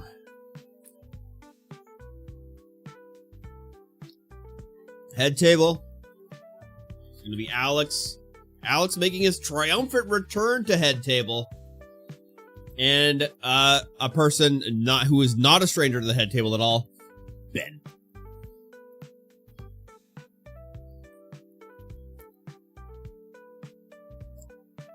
Ben, he just kind of lives at head table. Especially when the raid boss isn't in.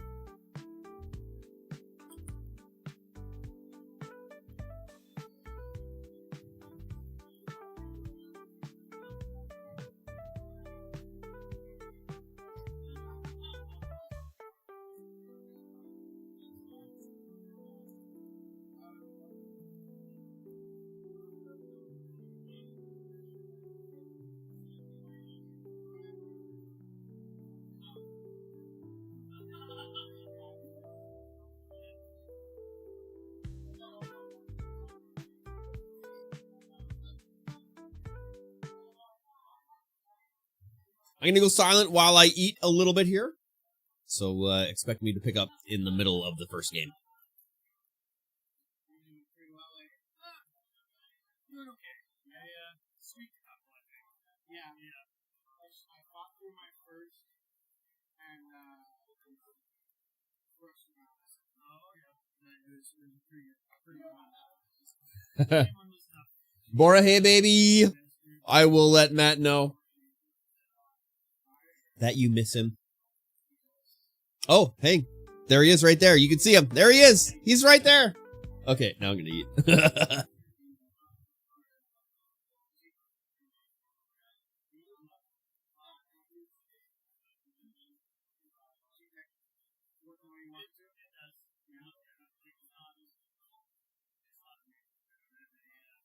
He's 2-0 right now, so he's doing really good.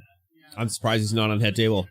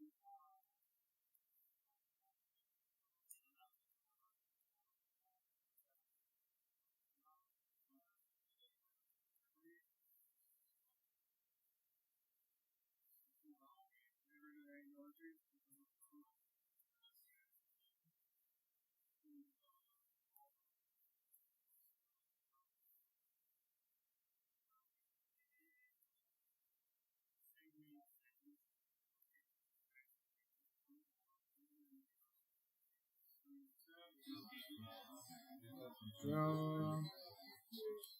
Force.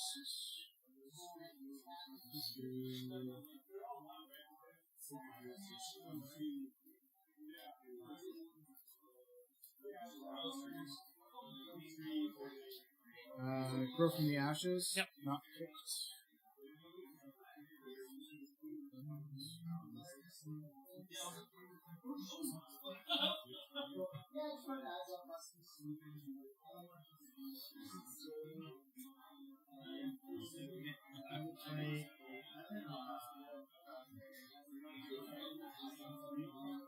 No third color, just green white. Just green white, yeah.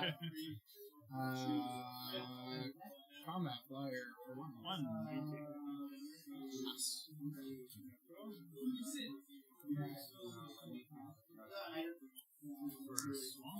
Yes. I will move you on up. Drain you for one on the attack. 2, correct? Yeah, 2 total. Yeah. I will play for 3 Gutless Plunderer. He's 2/2 Death Touch. When he enters, because I attack, I can move the top 3. Okay. And I can put 1 back on top, and the other 2 move in. Okay.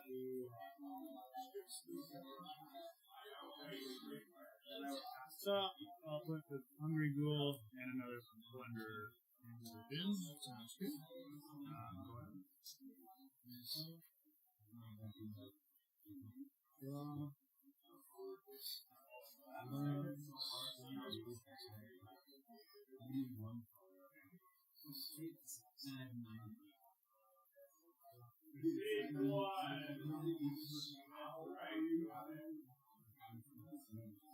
Okay, Gnarlid Colony gets 2 +1/+1 counters on it. Each creature you control with a +1/+1 counter on it has trample. Oh, good. It's not an angel, so that does not trigger. 1 flop.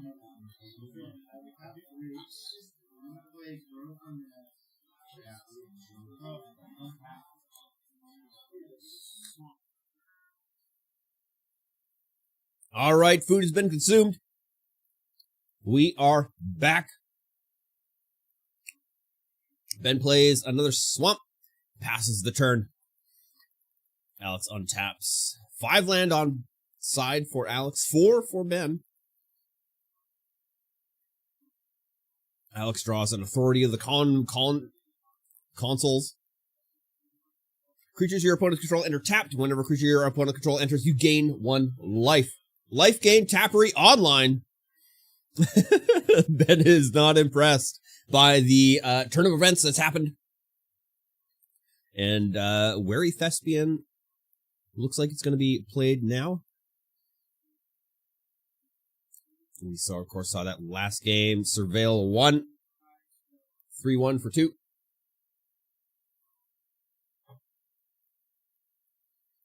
It's going to bin. Bin? Did he bin? I think he bin.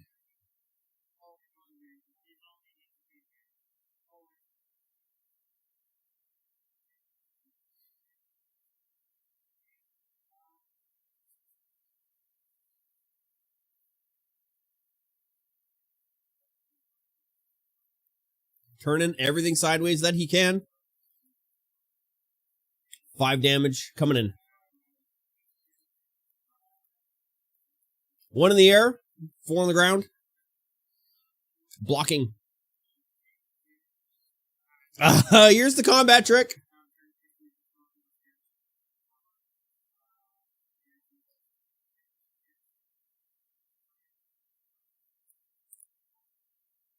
Bite down.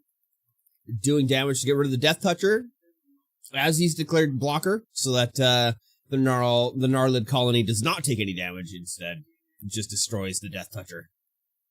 Ben draws to the turn. Putting down another swamp, has 5 land on board. Online now. Might be a little tough for Matt to come home any earlier than midnight tonight. Maybe even later. As he, like I said, he is doing very well. And he's going to go for the top spot.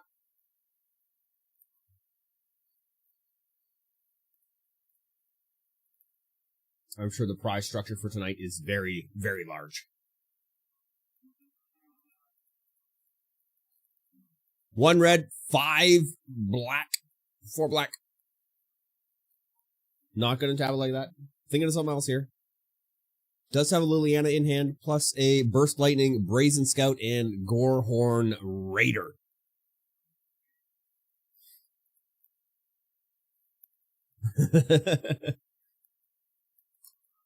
Is that Gorehorn Raider coming out? Doesn't know yet.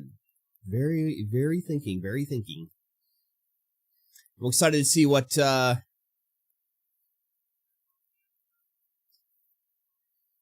it is standard. It is the store championship next week. I'm excited to see what Ben's deck's going to be like next week. We're going to have 1 F&M and then store championships.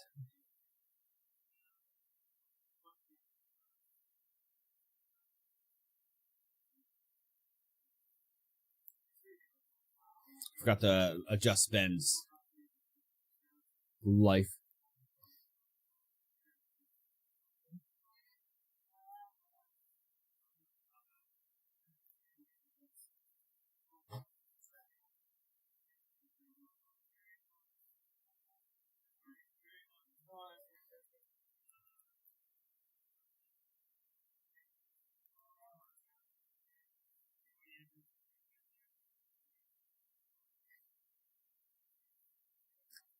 All right, so Gorehorn Raider, 4/4 for 5 with Raid. When this creature enters, if you attack this turn, this creature deals 2 damage to any target.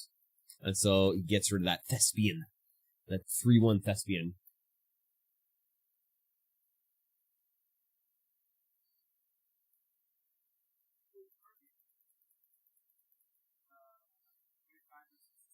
Sean, how's it going? How can you tap your land for something and then untap all your lands and then decide not to do it, though it's a tournament once you do something you can't go back, especially when you're tapping mana? It is just a pre-release. It's not a super serious tournament.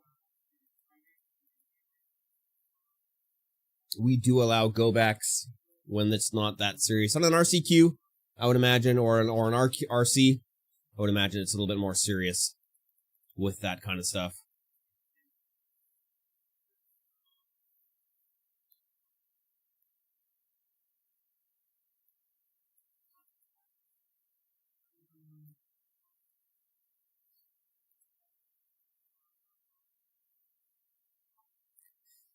Missed that damage trigger from Alex swinging across again with 5 big damage in the 1 in the air, 4 on the ground. They're 5. Burst Lightning getting kicked. Doing 4 damage to the Gnarlid colony, destroying it. And it's going to swing in with the 1/3.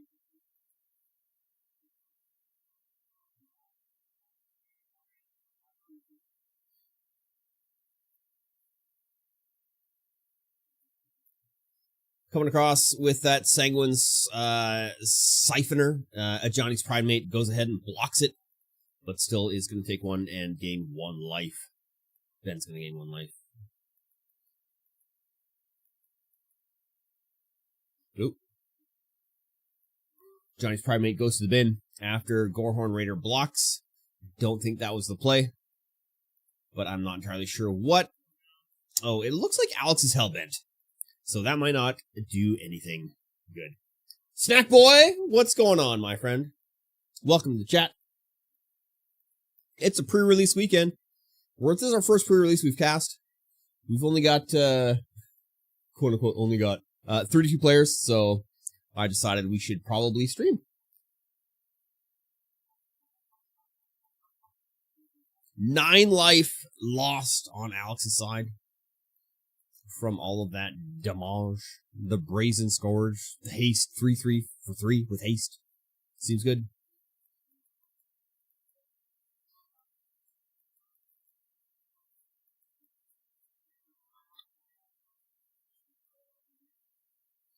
Two damage coming across on the Angel. And that's going to be the game. Alex Tompkins. That's going to be the game. We'll go to game 2. Sideboard tech? I doubt there is much. Thank you, sir.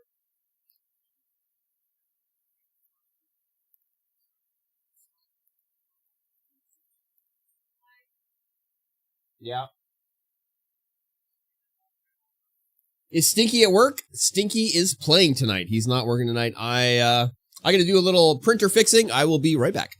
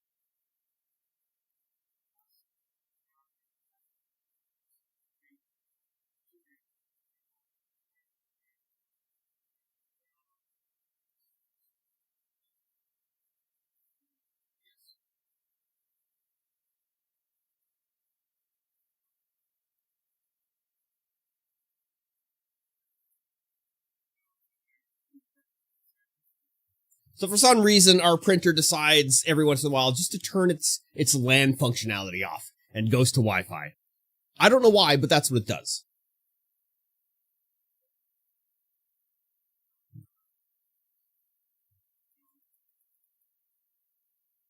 Alex got a pretty stacked hand. Predator scam. It's a laser. It's not an inkjet, so it's not a scam. Only inkjets are scam, but only inkjets with All right, hang on. The printer's still not working.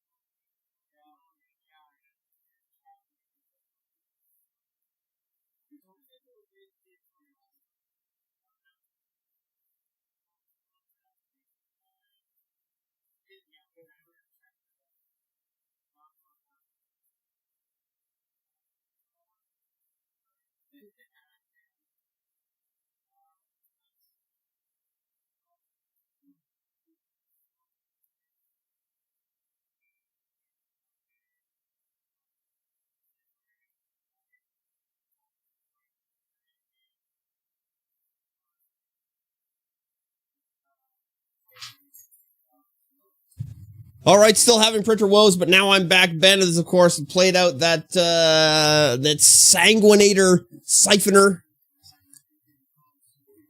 Blood siphoning all the bloody bloods.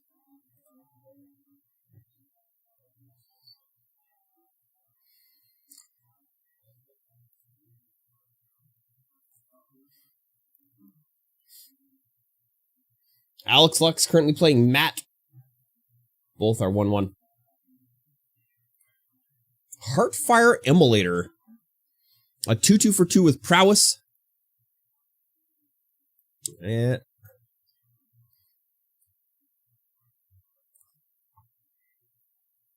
You hope Stinky loses?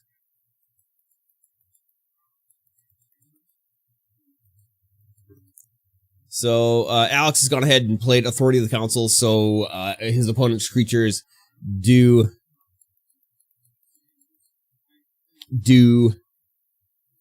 things.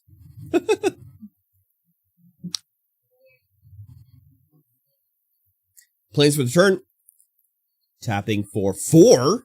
Playing out Sarah's Exemplar of Light, rather. It is a 3/3 for 4. Flying whenever you gain life, put a +1/+1 counter on this creature. Whenever you put 1 or more +1/+1 counters on this creature, draw a card. This ability triggers only once per turn.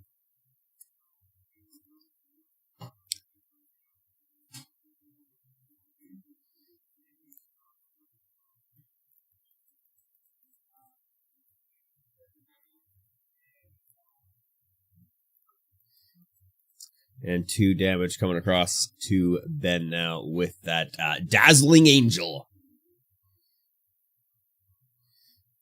Ben draws to the turn.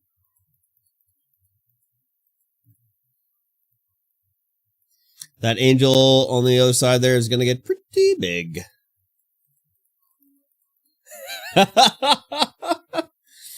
Ben's playing a lot of hasty creatures, and that console is not making it easy for him.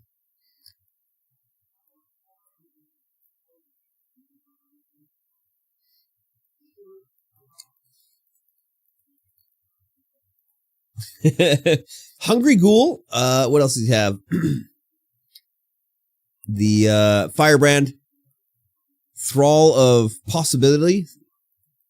Oh, Thrill of Possibilities. At a different cost, play this spell, discard a card, and you could draw 2 cards. He's going to go ahead and discard the Ghoul. Hungry Ghoul, go into the bin to draw 2 cards.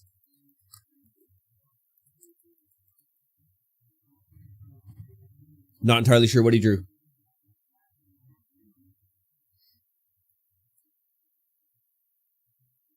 A Tragic Banshee and a Sunskir's Poultry? Pull, something, I don't know.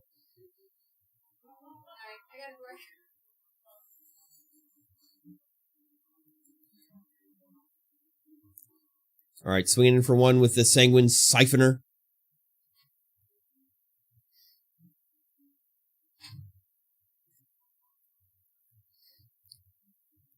Sanguine Siphoner goes to the bin with the block from the Exemplar of Light.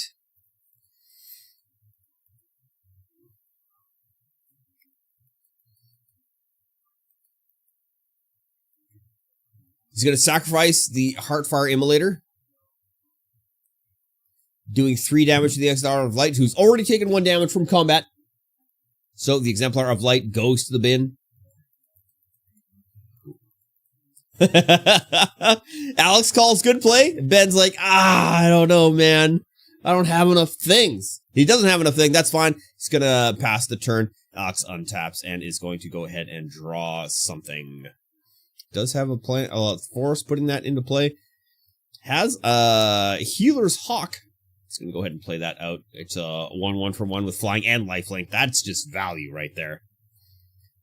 That is just value. Gaining a life from the Dazzling Angel. Now tapping for 2, and the Wary Thespian comes out 3/1 with Surveil for 2. Seems good. Seems good. Seems like there's value. He bins whatever that card was. Can't read it. It's too far in the bin for me to see. And of course, gaining another life from that Wary Thespian coming in. 2 damage coming across from the Dazzling Angel to Ben, going down to 18, and is going to draw. Ben is going to draw now for the turn after untapping. Plays down another Swamp. Still doesn't know what to do with this. Oh, what is this he's got?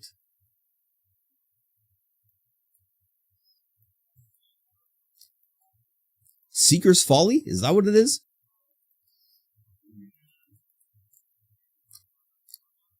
Yes, that is correct. Seeker's Folly, giving creatures -1/-1 until the end of turn, destroying 2 of Alex's small toughness creatures.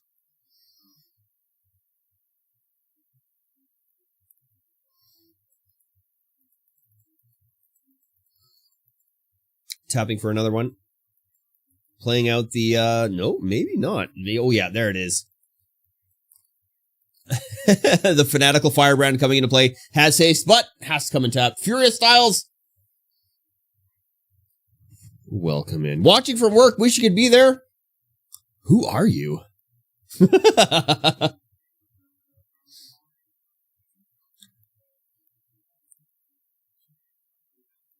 Gnarlid Colony coming into play. 2+2+1/+1 counters coming into play. And the Dazzling Angel declaring the attack. And Ben will go down to 16.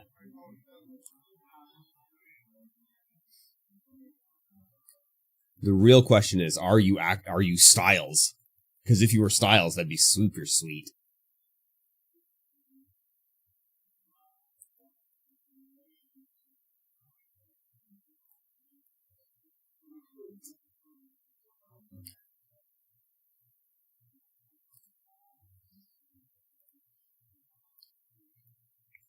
Ooh, someone just walked by, shaking the camera real bad.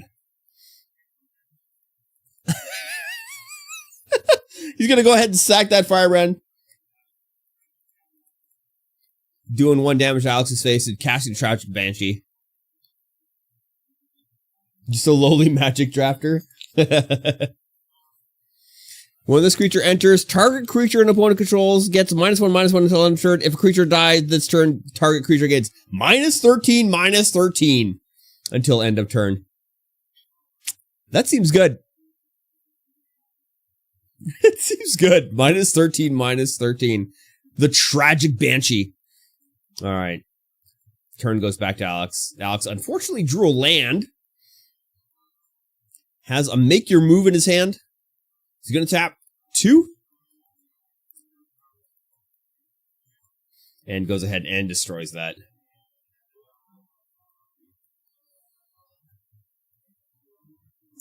Gnarlid Colony. Gnarlid Colony coming across for 4 damage, putting Ben down to 12.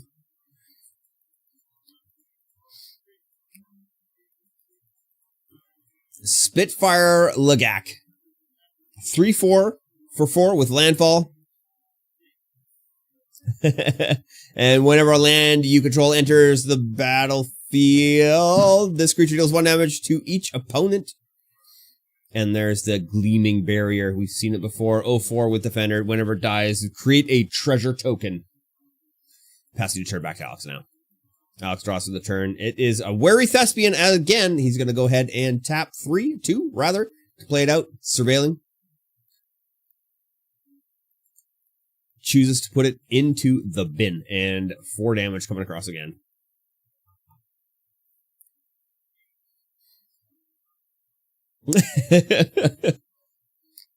Oh. An Evolving Wilds coming off the top deck. Are you sure you... Oh, Alex has like this, I think.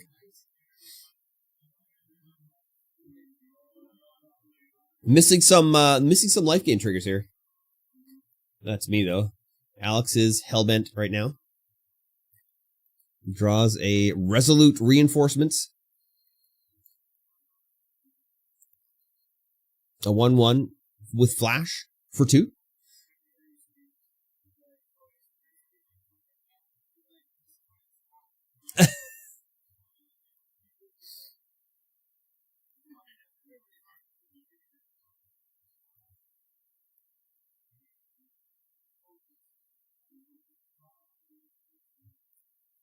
Ben cracks that Evolving Wilds. Grabs a land, puts it into play.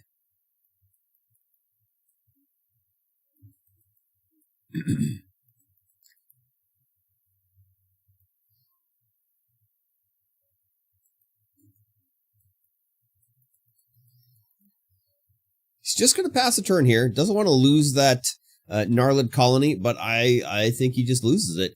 He's got enough creatures on the field. Goes with the landfall there to do 1 damage. And there's land for Alex. Completely. Both players hellbent at this point. Start swinging. Just turn everything sideways. That's the play right here, Alex. What's he going to do? What's he going to do? Get rid of your 4/4? This is the play right here. 100% the play.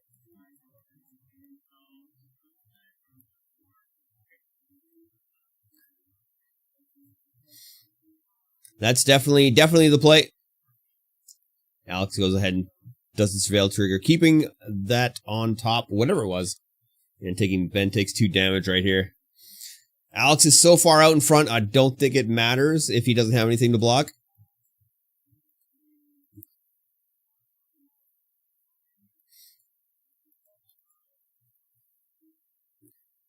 A Rally Primordial Storm. Storm? 6/6 for 6. Whenever he attacks, exile the top card of each player's library. Then you may cast any number of spells from among those cards without paying their mana cost. That seems good.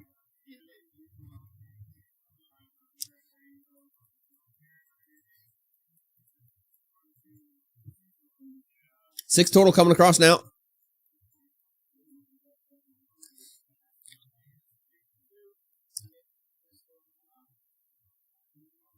He's got a chump block, take 2 damage, and hope that he draws something really good this round.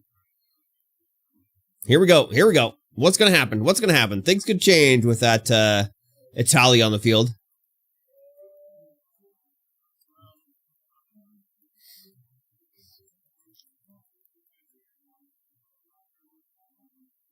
This could get spicy. Oh, it's a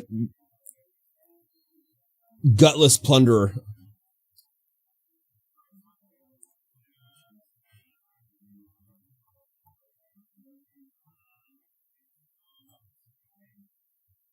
Second main happening now. Gutless Plunderer should be played. There it is. Oh, he plays the plains as well? Gutless Plunderer. It's a 2/2 with Death Touch and Raid. Enters tapped. It enters tapped. Ben's like, damn it. Sure does. Enter tapped. Unless he can pull out a blocker out here or do some destruction.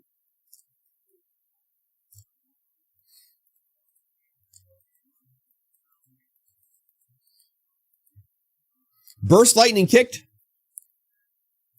That's a good play right there. Doing 4 damage. Let's see what happens. Oh, that is rough. 3 damage coming across. Let's see what happens.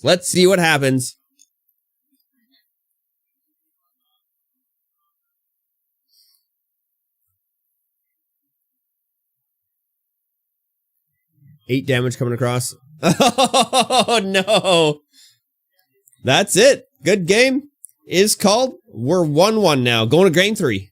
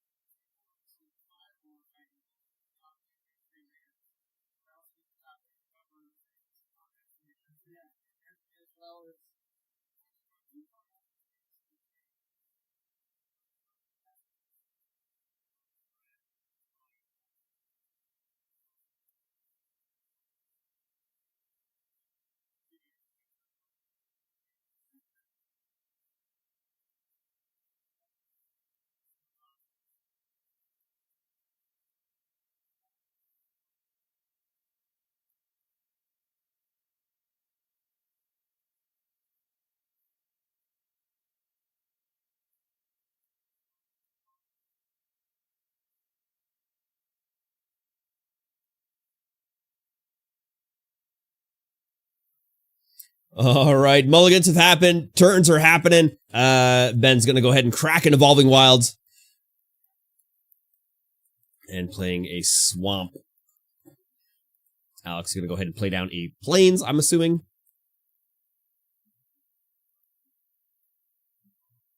After the cut.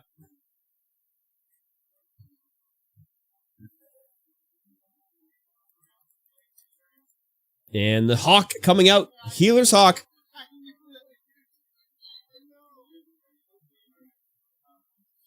And the turn is passed. Ben goes ahead and draws Mountain and passing the turn. Ooh, the Dazzling Angel. Back in his hand. There he's got a pretty good hand right now. Doesn't have that artifact to make the things tap. Oh, he's got another Johnny Pridemate. Now it's just down to order. What he needs to play first. He's got a Sarah's Angel as well. Here we go. Youthful Valkyrie coming in.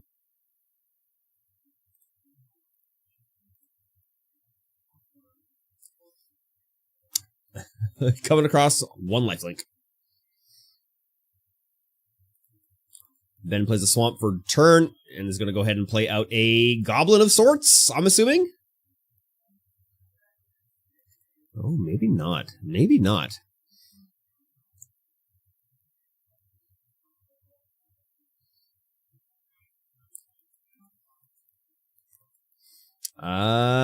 Seeker's Folly. Target opponent discards two cards. That's actually super good. Definitely, yep, definitely discard that reinforcements and maybe what do you get? What's it gonna be? That's rough.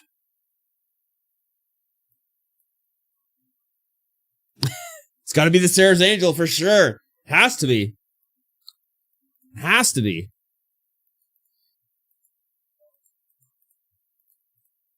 Play out the Plains. It's going to go ahead and play the Angel for 3. Dazzling Angel coming to play, gaining 1 life. Oh, no, another creature. And the Youthful Valkyrie gaining +1/+1.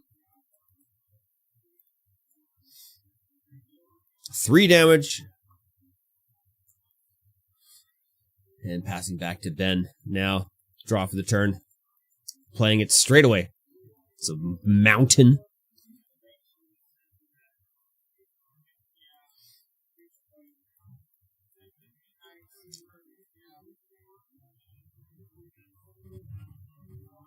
Battlesong Berserker coming in. A 3/4 for 4. Whenever you attack this creature, whenever you attack target creature you control gains +1/+0 and gains menace until the end of turn. Here comes the Wary Thespian. He's gonna gain life. Gain life. Yeah, why you should have played the Johnny Pridemate first.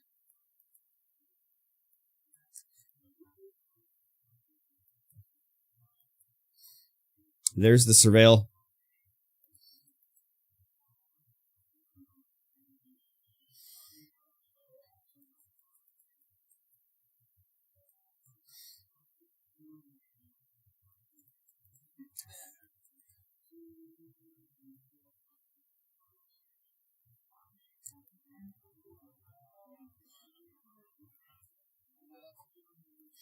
Don't forget the Johnny trigger. A Johnny goes up 1. Put a Johnny up 1. Whenever you gain life, do it. Alex, a Johnny. You can't hear me. It's fine. 4 menace coming across.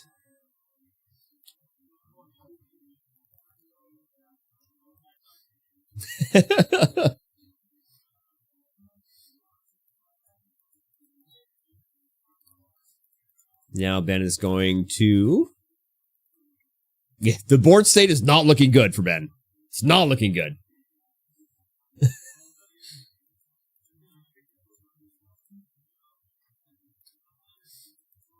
Gorehorn Raider coming in.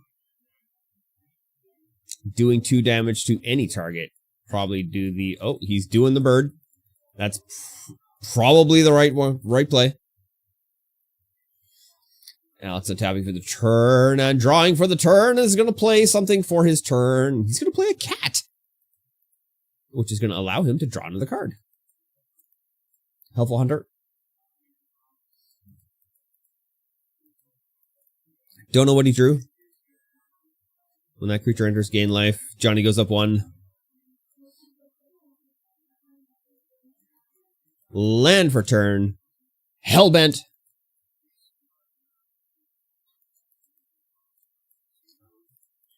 Swing coming in.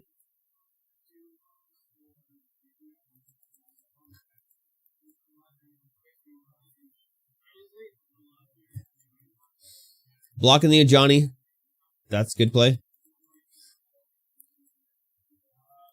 7 damage on board, right to Ben's face. Ben's wondering if he even bothers to play.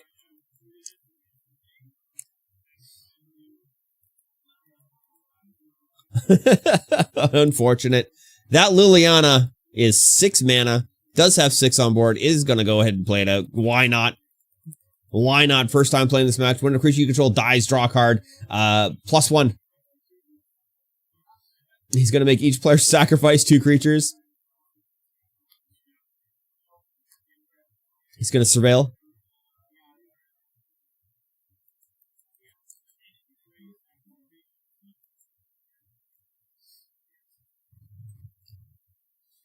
And that's going to be the game. Alex takes it in 3.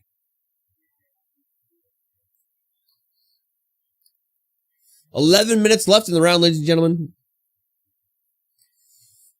Still waiting on Matt and Jeff, Jesse and Braden, Victor and Kyle, plus Thomas and Kevin.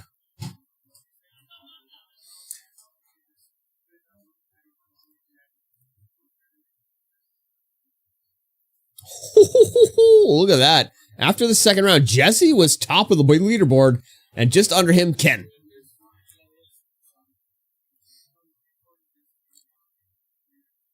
Excited to see what is going to happen here. We're going to go to the concourse, we're going to hit the music, and we're going to stand up and walk around.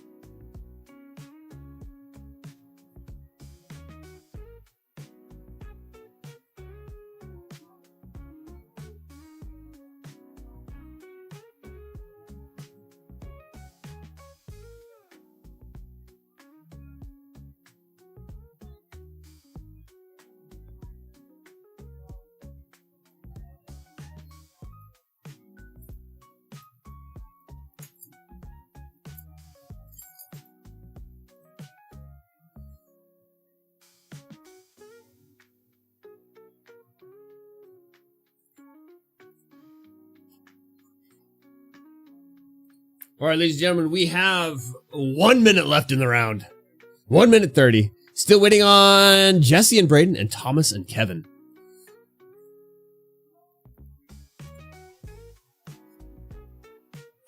Place is still bopping. Place is still hopping. Doesn't look like anyone's dropping, which is wonderful. Wonderful time. Nobody's dropping. Everyone's going the distance. That's what we like to see.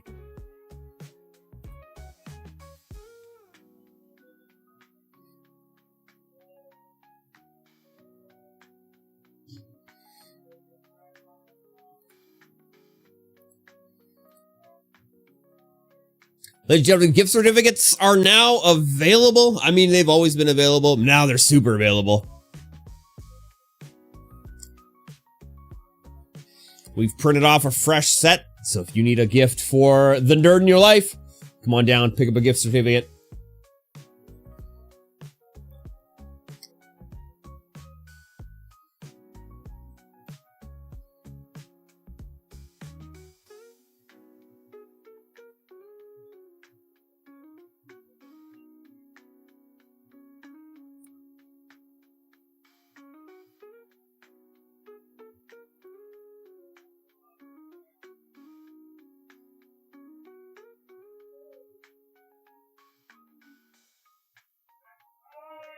And there's the call for time.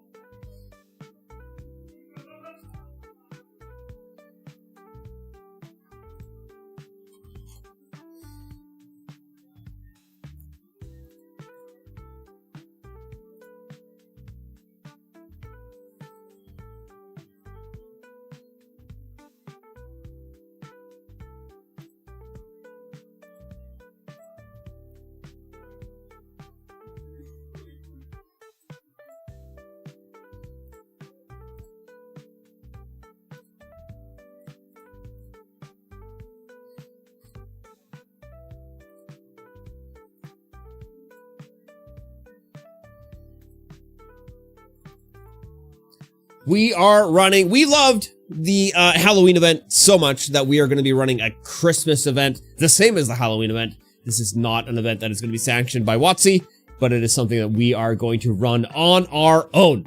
It's going to be Chaos Sealed, December 14th, 2 p.m. Make sure you pre-register at thegamehub.ca. It's the only way you're going to be able to get in and play this wonderfully fun event.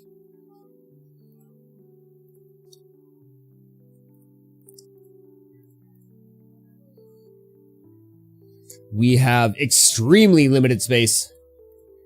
We think it's going to fill up very quickly. If there is enough demand for 2, we will run 2 events.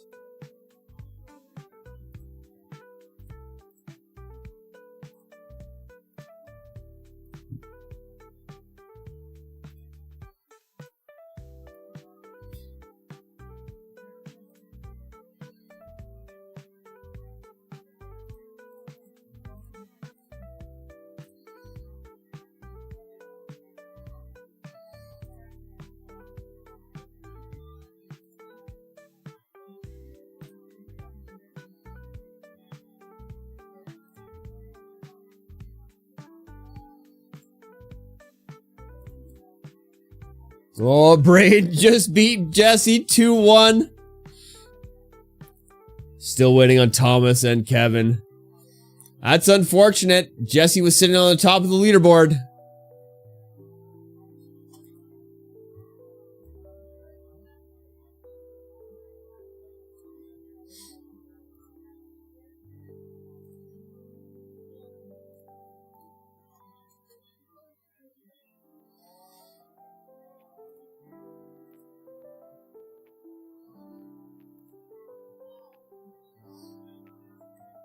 There's the game. Kevin beating Thomas 2-1. And that's going to be the round. Round 4 pairings now up. Let's see who's at head table. I'm guessing Alex and Ken. Here we go, ladies and gentlemen. The big battle. Alex is already swearing. He's already swearing because he's got to play Ken.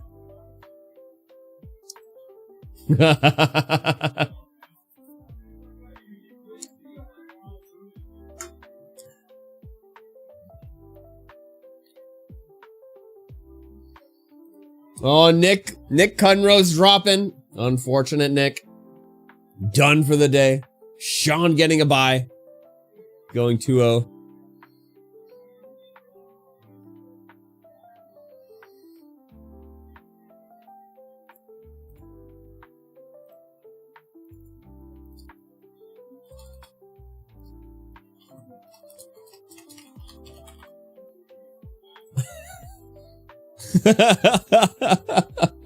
Alex just said, I can't wait to get my ass kicked on stream because I'm playing Ken.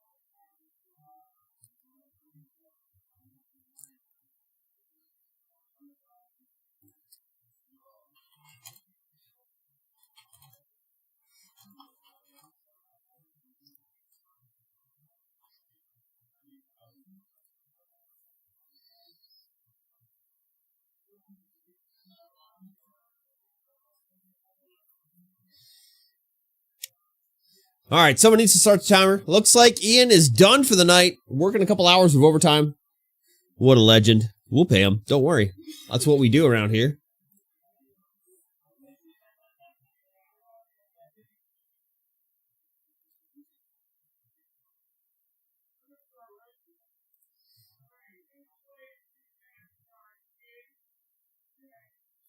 All right, the round has started. 50 minutes on the clock. One mountain coming out for Ken. Oh, the console's coming out. Turn 1 for Alex. Huge. Huge. Looks like Parker is also dropping, giving Garion a win. Contagious Goblin hitting the field for Ken. Alex is nervous playing Ken. He's a little bit nervous. As you should be. Resolute Reinforcements hitting the field. Getting his 1-1 soldier token. It's an elf warrior, but it's also a soldier. Ken draws to the turn. Untapping. Going to go ahead and play out a plains. 2 coming across. Alex just takes it to the face. And passing the turn now. Alex draws a plains. Plays the plains. And is going to go ahead and not play that much because he doesn't have that many. 2 coming across to Ken. Going down to 18. And passing the turn. End step. Flashing in the commander. The Kathir commander has flash. Sacrifice this creature. Target player, destroy target artifact or enchantment. 2 coming across now. And Ken goes ahead and plays 2 Firebrand Archers. Whenever you cast a non-creature spell, this creature deals 1 damage to each opponent. Seems good. Exemplar of Light hitting the field. Ken's got to go ahead and give it a quick read. And that's the whenever you gain life, put a +1/+1 counter on this creature, and whenever you put one or more +1/+1 counters on this creature, draw a card. This ability only triggers once.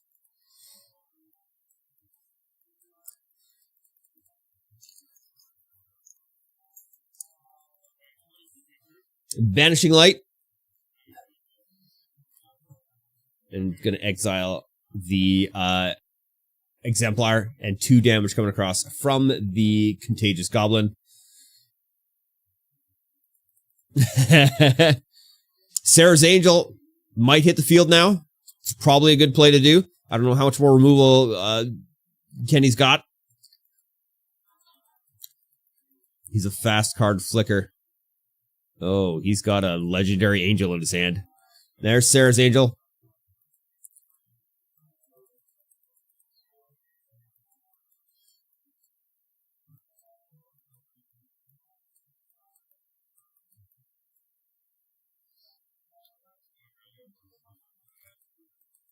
That is, what a squad rallier. A 3/4 for 4 for 2 and tap. Look at the top 4 cards of your library. You may reveal a creature card with power 2 or less from among them and put it in your hand. Put the rest on the bottom of your library in a random order.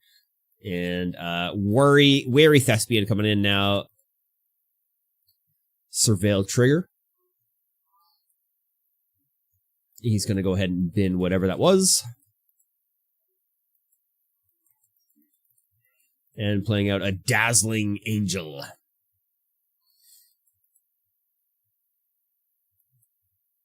Vigilance.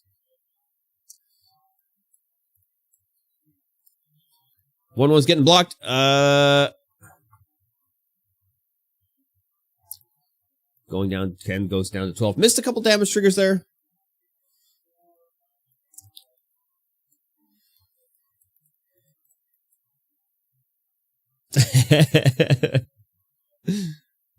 I'm kind of just laughing at how nervous Alex is right now, playing Kenny.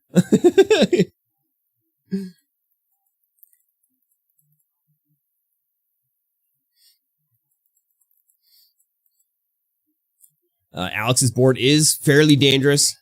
The game is... it could go either way. It could go either way. Spitfire Lagak. Landfall. That 3/4 with landfall. Whenever a land you control enters, this creature deals 1 damage to each opponent.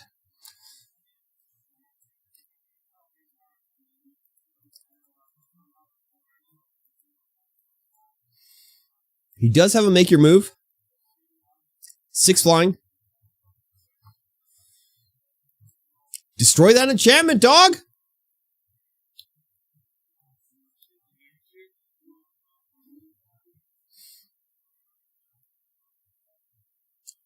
It's going to turn a bunch of stuff sideways here. Try and get some stuff in. Does have a lot of mana open right now.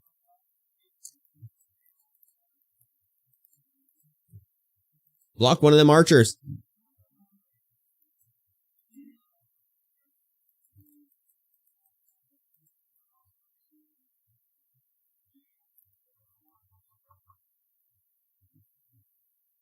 Surveilling from the Thespian and bidding that into the bin. Bin.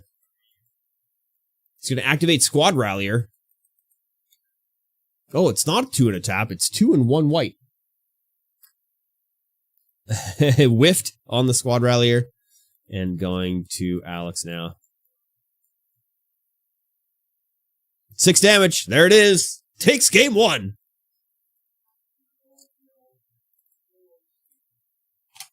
We'll go to game 2.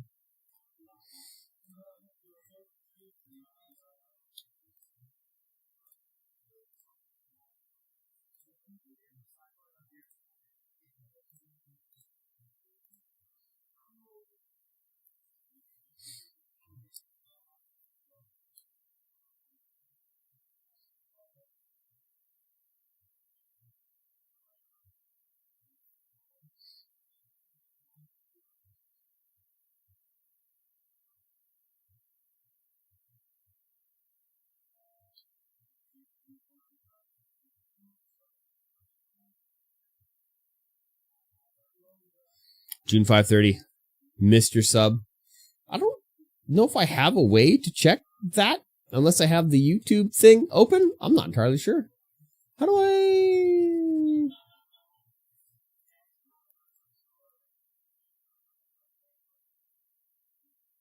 Oh, Juan 530.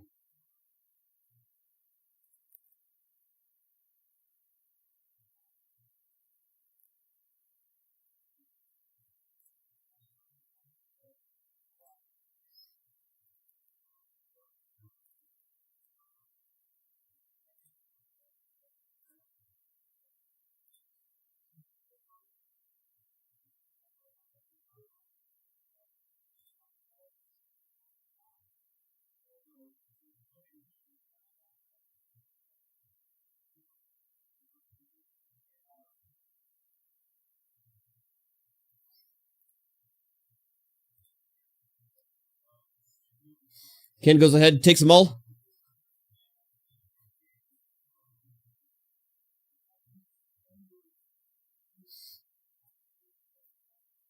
Alex is going to go ahead and mulligan as well.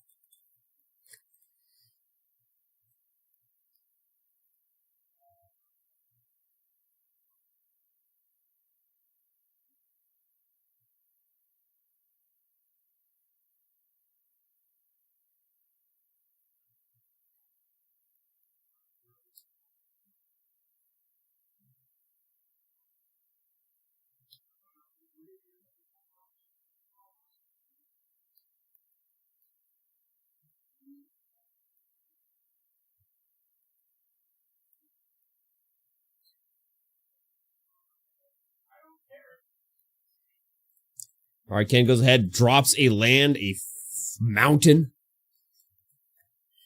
Alex taps for one, plays down the authority of consoles. MVP card right there. One plane's coming in for the raid boss. Alex goes ahead and draws for the turn. He's going to go ahead and play down another planes. And we'll play the cat. Cat coming in. Drawing a card. Did draw a force there, I believe. Sitting on 4 land total. At the end of Alex's step, plays Cather Commando. And he's definitely going to go ahead and sacrifice that after doing 3 to the face. No, he's not going to sacrifice it right away.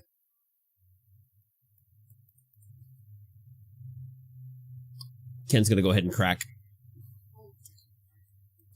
the Evolving Wilds, getting another 4 mountain, rather. It's a mountain. It's red. It's a mountain.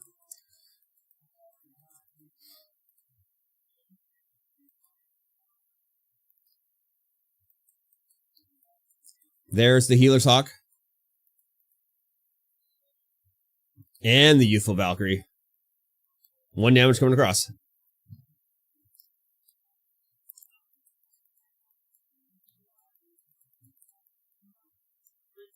Three more damage. And that is a pass.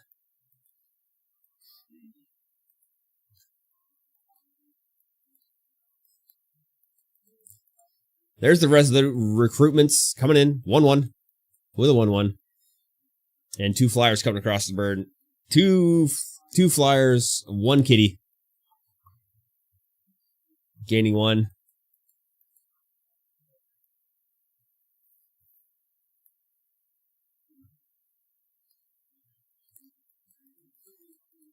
Ken plays a Rogue's Passage. 3 damage coming across.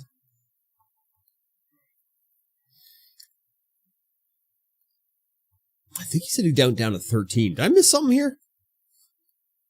There's the Seraph's Angel. Coming into play. Youthful Valkyrie gaining a +1/+1.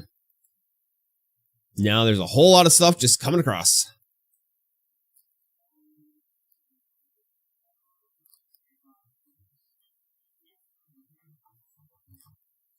Six damage right to the face. Passing. Stroke of Midnight, destroying Seraph's Angel. And a 1-1 coming in.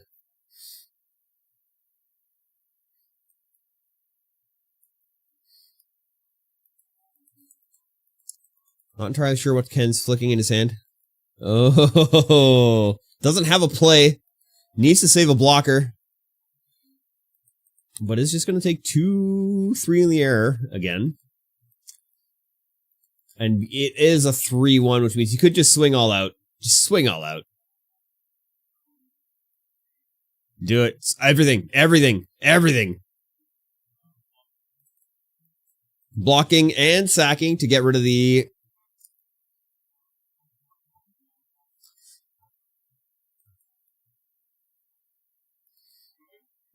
Oh, no, Ken!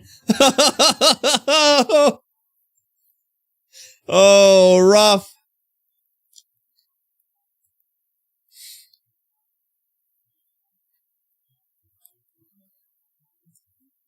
That's so rough.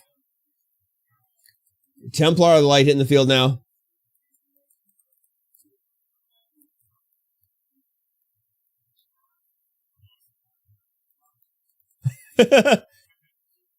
Oh, flashing in Herald of the Eternal Dawn. Can't lose the game.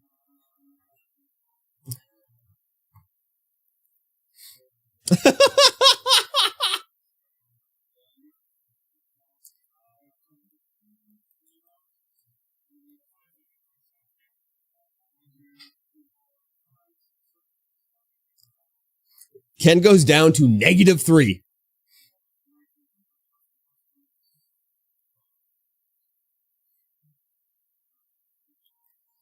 Now, how is he going to remove this? How's he going to remove it?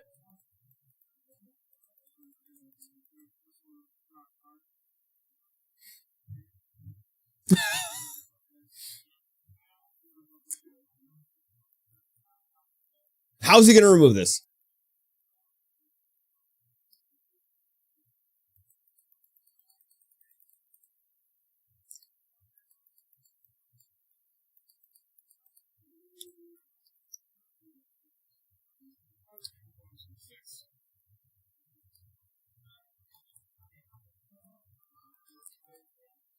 Swift Blade Vindicator coming in as a 1-1 double strike vigilance trample. Holy, what is that?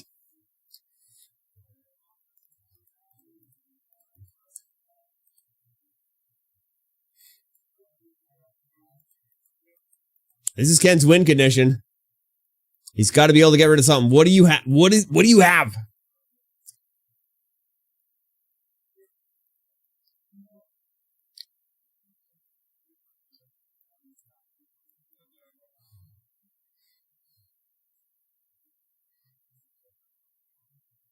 Just swing with your life linker. Just one life linker. That's all you need. That's all you should do. Don't full swing. That's silly. What's happening?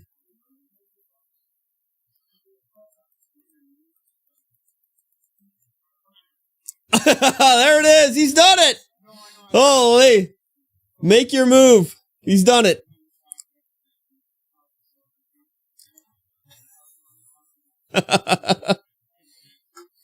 It's Alex is going to go all the way, ladies and gentlemen. I'm calling it. I don't know who he's playing next, but man, what a crazy game. What a crazy game. Let's go to the concourse. We're going to go to the concourse. We're going to play a little music. I'm going to sit up and walk around. I'm going to get real tired real quick.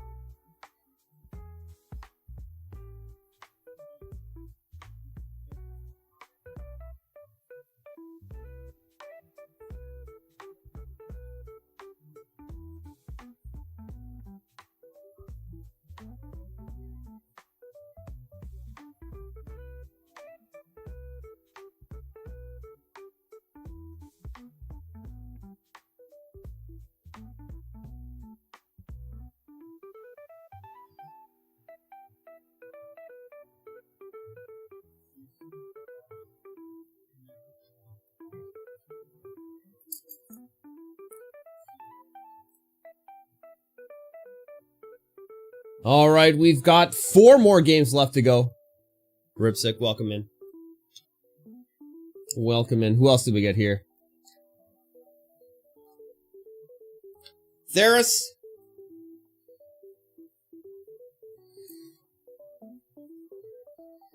Snooch, welcome in. Steve is beating Matt 2-1. That was just reported. We're still waiting on Brady and Jesse, Bruce and Alex. Oh, Bruce and Alex just reported. Alex took that in 3. Bonnie and Thomas still playing. Brady and Jesse still playing. You can see them in the back there, just under the banner.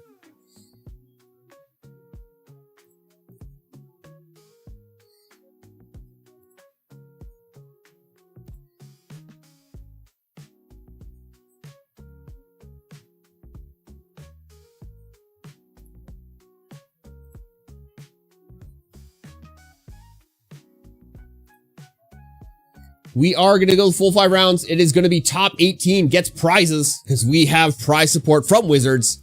I think we've got 3 boxes. 3 boxes of prizes. Hello. Amazing. What an amazing time.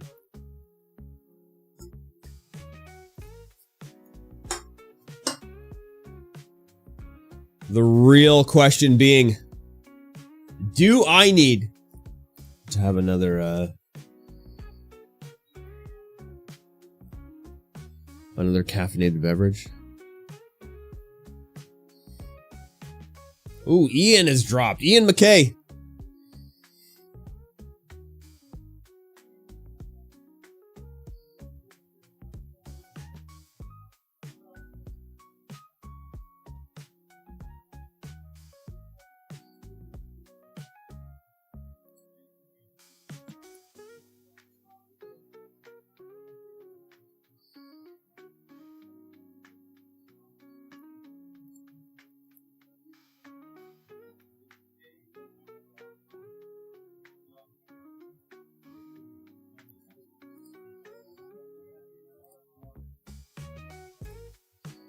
Anybody pull expensive Lana Wars?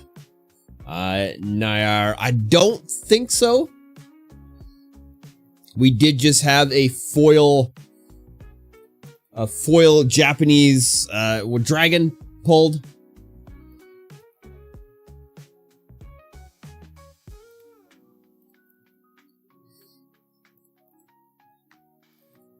But other than that, haven't seen anything too crazy. I mean, that foil dragon was pulled from a collector booster that our top seeded player pulled. Just cracked. We've got a few more gummies left in this koala cone. We're going to go ahead and consume them.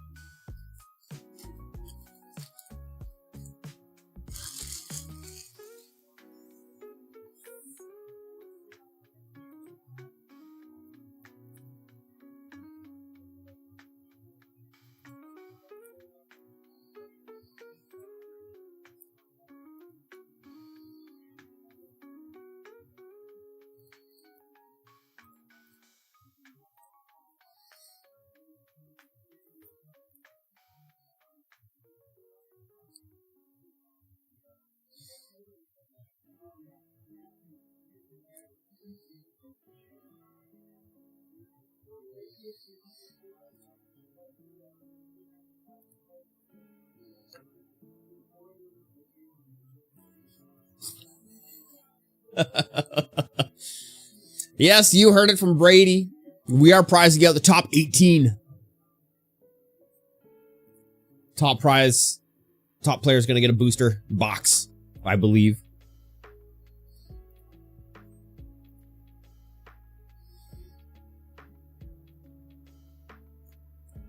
I don't know why Alex took his playmat off. He's going to be at head table anyway. All right, I'm going to check out how that game's going.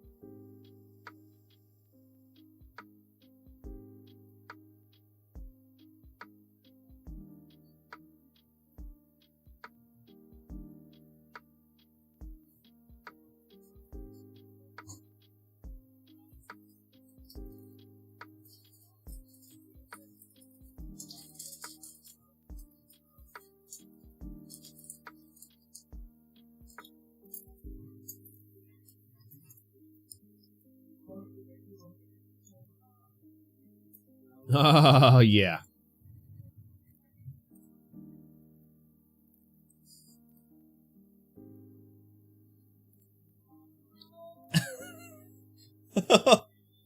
Oh, Jesse. Sounds like Jesse made a play error. You can hear him swearing. Well, I can hear him swearing. I don't know if you guys can.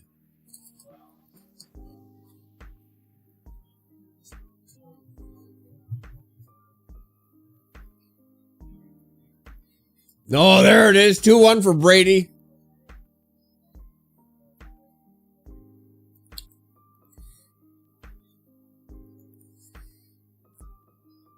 Round 5 can begin.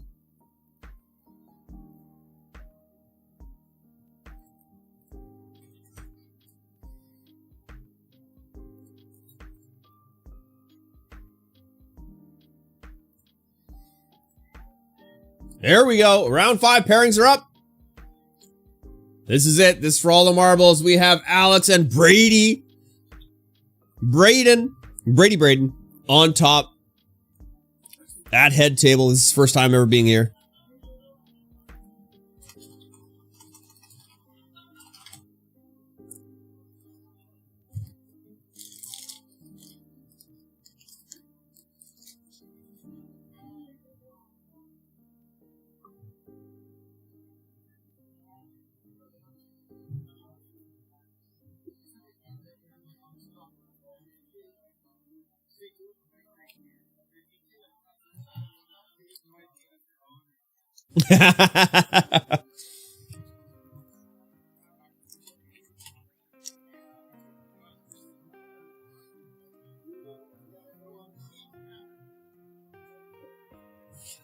All right, here we go.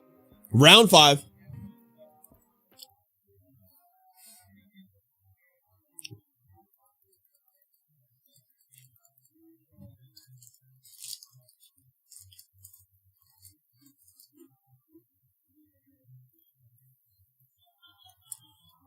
Here's the roll. 7.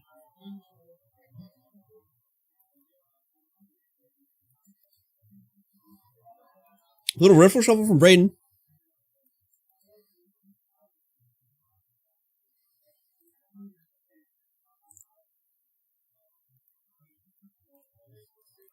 All the marbles. Here we go.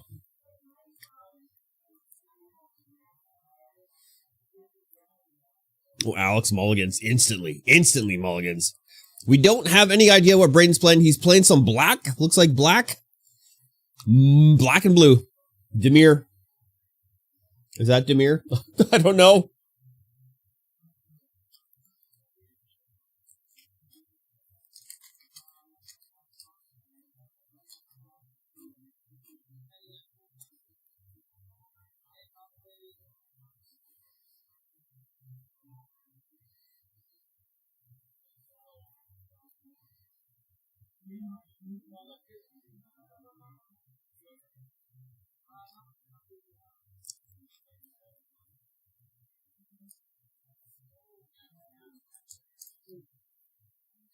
Sounds like Braden. Was Braden here last Friday? Was I here last Friday? He said he's coming here playing F&M.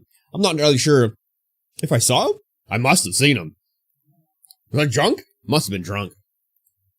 Oh no, Alex is going to go to 5, taking his second mulligan. It's for all the marbles, Alex. Why are you going to 5? Shuffle that deck better.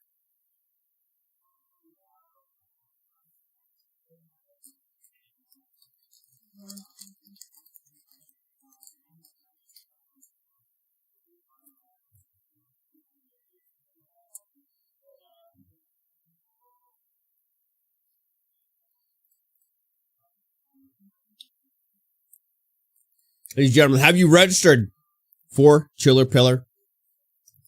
It is coming. It is only a month away. Literally a month. 7th and 8th of December. We'll be rocking one of the greatest charity events of all time. I believe there is a modern RCQ with 8 seats, as well as a legacy one on the Sunday. Commander pods all the time. Make sure you get in there, chilipriller.com, and start registering. Is it chilipriller.com? Am I talking nonsense?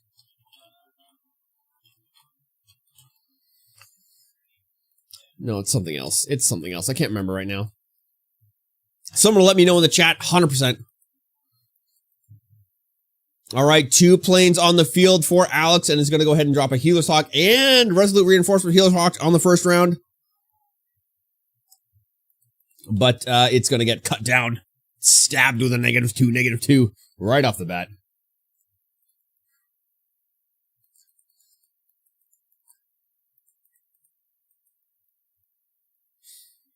Alex is going to go ahead and play no land for the turn. Going to swing in for 2. 2 damage. And there is the pass. He's going to go ahead and play a swamp. 3 land on board. 9 lives familiar. It is a 1/1 for 3. This creature enters with 8 revival counters on it. When this creature dies, if it has a revival counter on it, return it to the battlefield with 1 fewer revival counter on it at the beginning of the next end step. So it is a cat with 9 lives. The flavor is amazing. Alex is going to go ahead and swing for 2. 9 lives, going to block.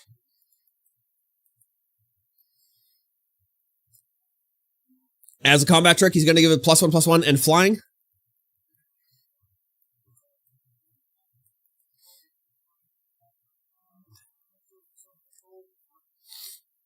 No, that was, yeah, response to block. No.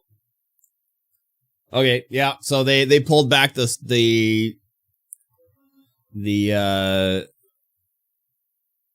step a little bit there. And it now goes to Braden.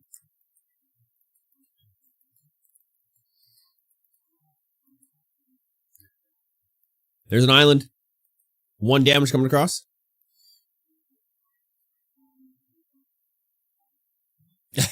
One damage coming across.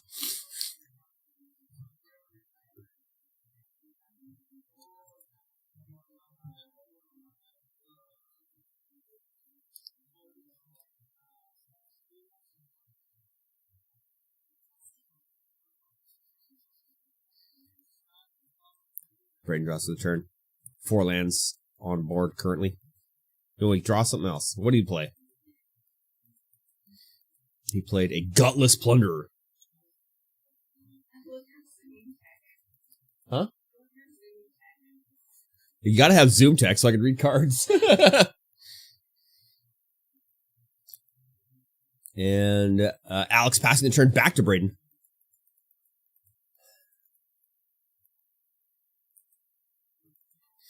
Five lands on turn.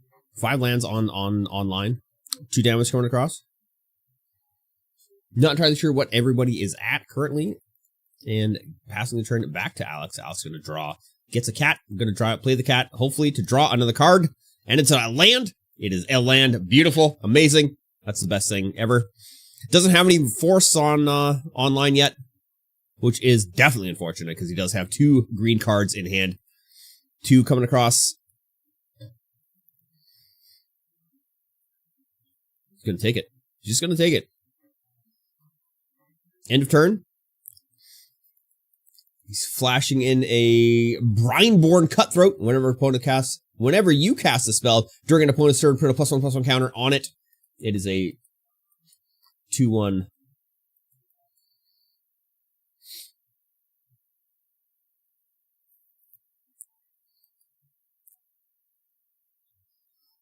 I don't think that's how that works.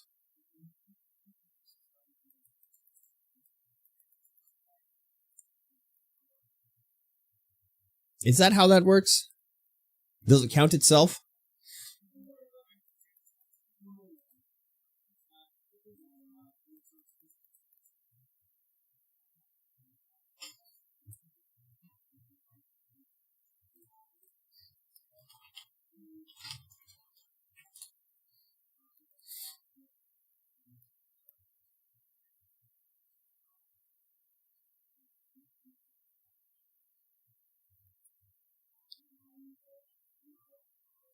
So they're definitely playing Brineborn Cutthroat wrong. Because I don't believe Brineborn Cutthroat does not, though he does have an exiled card there, so I'm not entirely sure if he played that after he played Brineborn Cutthroat. He could have.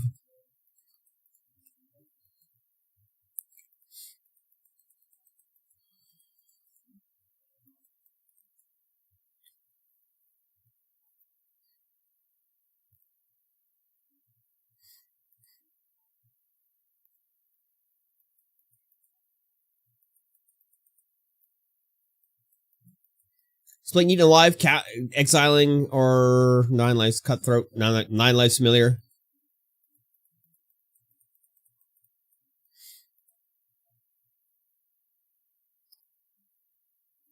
I'm gonna go take a look at what that card is.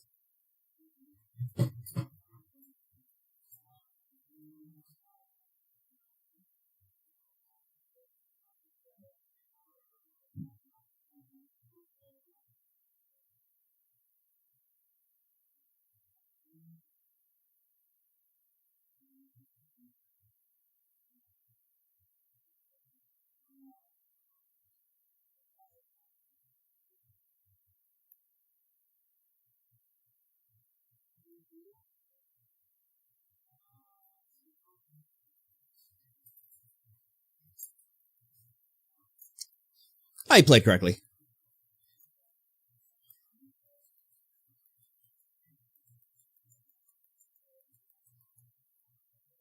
Make your move, string. Oh, counter spell. Come on.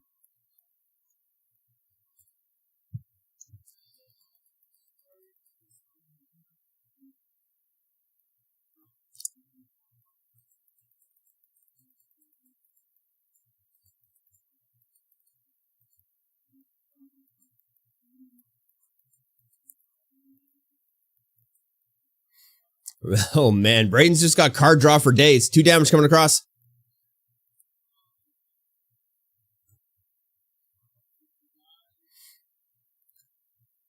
Wow. Wow. Alex is going to scoop right there.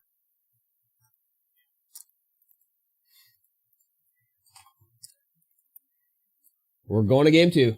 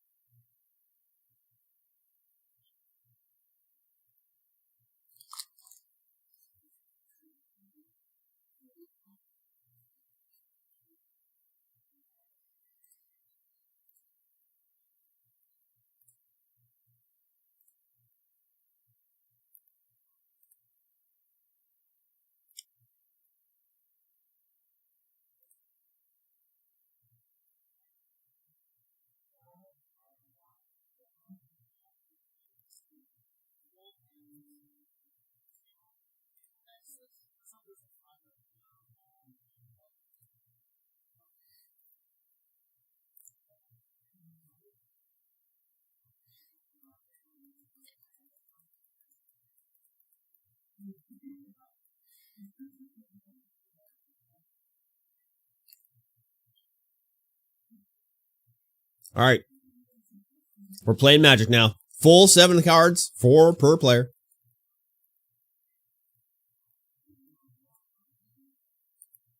Plays coming on blind for Alex and a island for Braden. Oh, there's the forest. That's good. That's good. Exactly what we want to happen. Youthful Valkyrie hitting the field.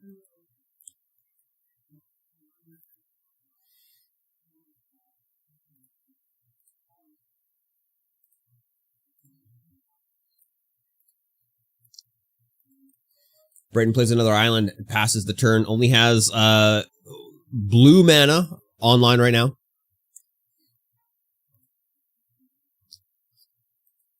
Three land online for Alex.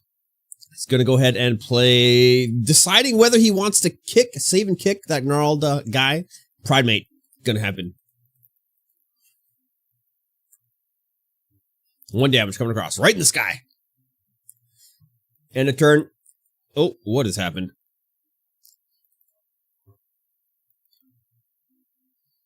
End of turn, flashing in Elemental Adept.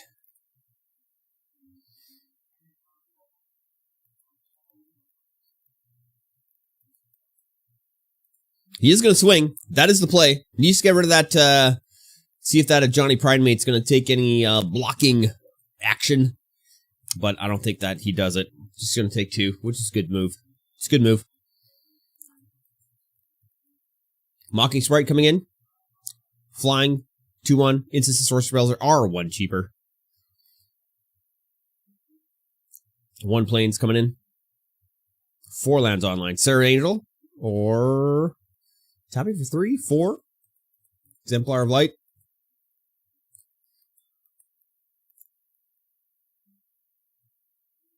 It is. Is it a good move? Is it? Are you sure? I'm pretty sure it's a good move.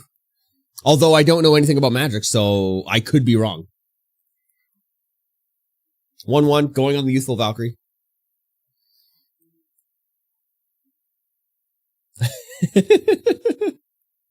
Oh, I'm right? Well, thank you. 4 damage.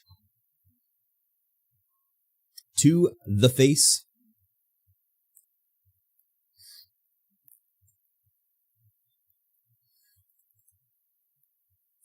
Tapping for 1.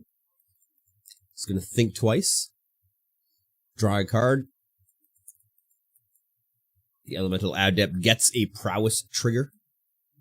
Going to 3, 2. Ooh, a Hungry Ghoul. 2/2 for 2. For 1, sacrifice another creature. Put a +1/+1 counter on Hungry Ghoul, and that 9 lives cat would be good for that.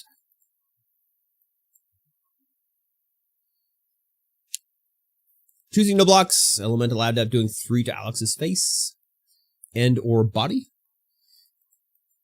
Drawing now. Tapping for 3 is gonna play the Grow from the Assirs unkicked. It doesn't have enough mana. He's gonna run and grab himself a land, putting it into play, not tapped, which is great. And there it is, 1 forest.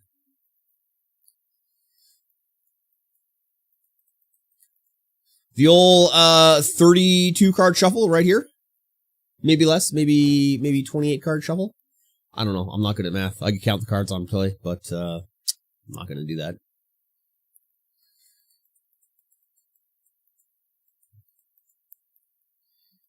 Oh, does have 2 land online right now.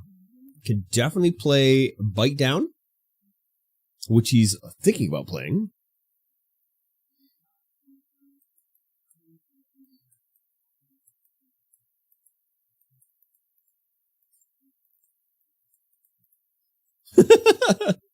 Is going to play Bite Down.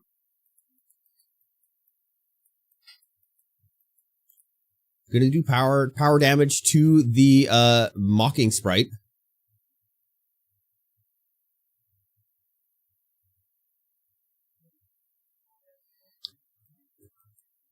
Oh, run away together. Hand bouncing.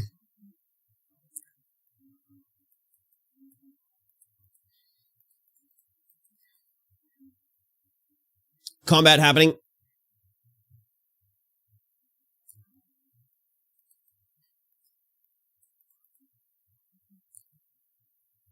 Two in the air. Gonna take it face. Has no answers. Everything is open. And drawing for Brayden's turn. Is going to be able to play another swamp. Bring him to 5 land online.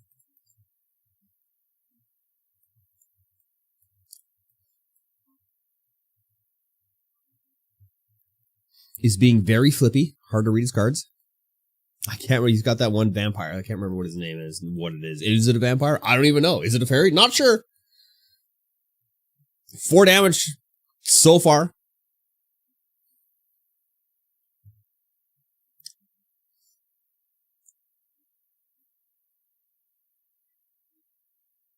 Hungry Ghoul. Blocking the Pridemate. Pridemate blocking the Hungry Ghoul, rather. Oh, the old tragic Banshee. Minus 13, minus 13 with that Morbid trigger. Huge. That is a 5/3 for 5 with some good value. Good value on that.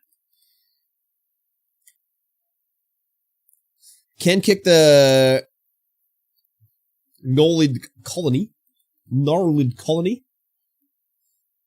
So it's a 4/4 with trample. At kicked. Passing the turn back to Braden. Braden draws. 6 lines online.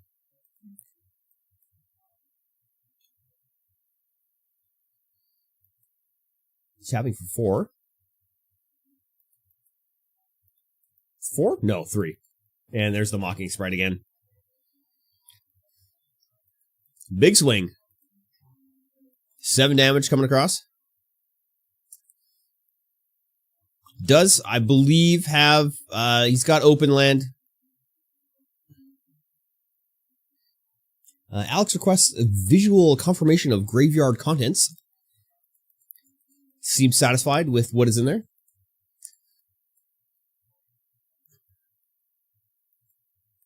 I mean, you block prowess, right?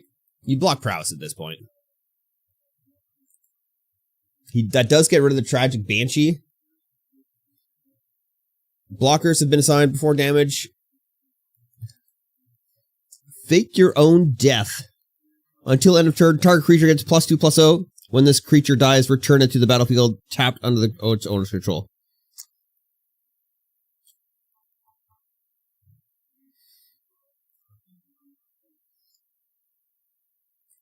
Alex goes down to 10, I believe. Treasure token online.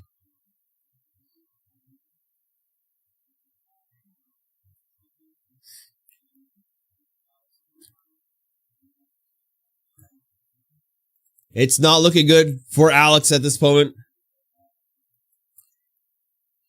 Playing a Forest, has an Exemplar of Light, and a Sarah's Angel. 7 mana.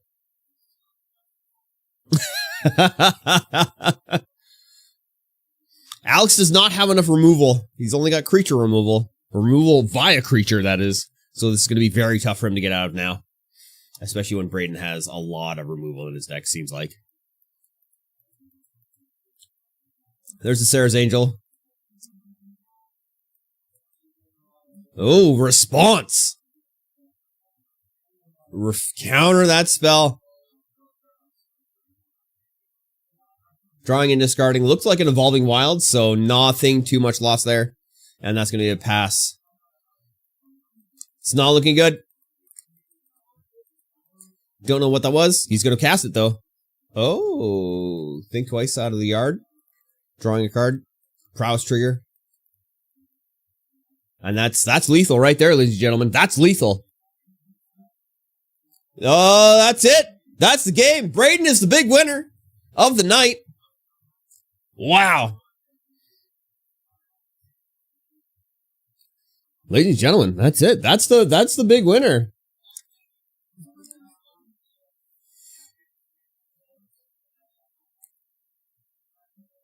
So second could go either way here. Let's check the standings.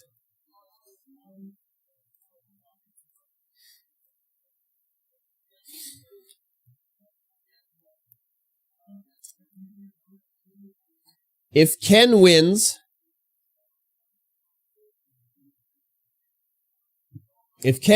he might take second. No, he won't take second. He might take second. I don't know how Alex's win percentage is going to drop after this.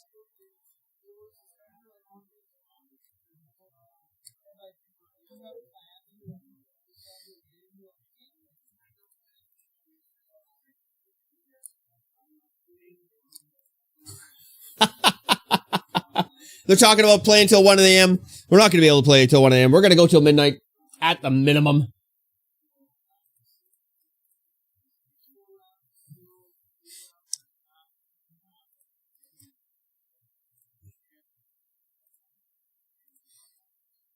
Braden is talking about doing a draft after this.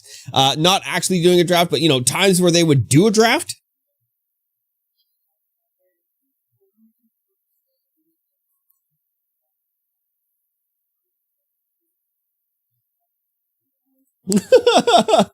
Braden says...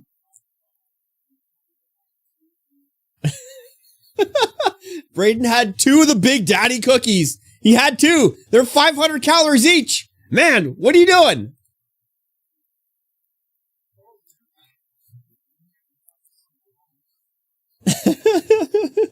Let's check. Here we are.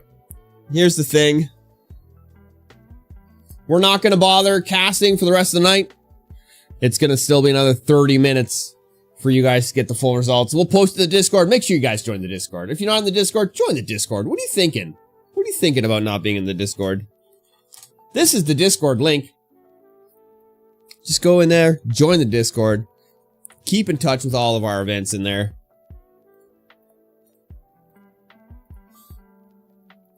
Also, don't forget, Chiller Pillar is happening the 7th and 8th of December.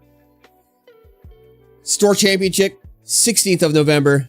December 14th is going to be our holiday Xmas Chaos sealed event. Make sure you register for that at thegamehub.ca. And make sure you register for Chiller Pillar.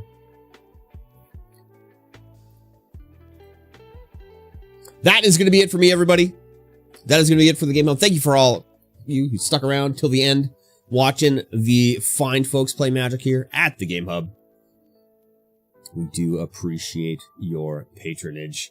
We are doing 2 more pre-release events tomorrow and Sunday. Sunday, of course, is the beginner pre-release event where there is the prize structure is flat. Everybody gets a pack for playing, and you can nominate your opponent if they did something cool, or if they were nice, or if they helped you out to gain another pack. I will actually get to play Magic tomorrow during the pre-release. It is my day to play pre-release, and I'm super excited to do so. We're just gonna rock it out and have a lot of fun. Ladies and gentlemen, thank you so much.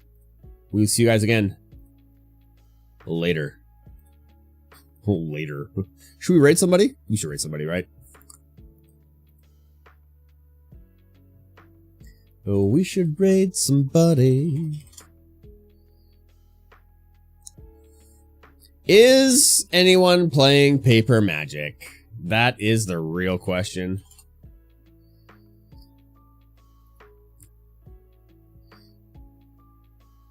Oh, the Magic the Gathering channel? No. Who's playing Magic?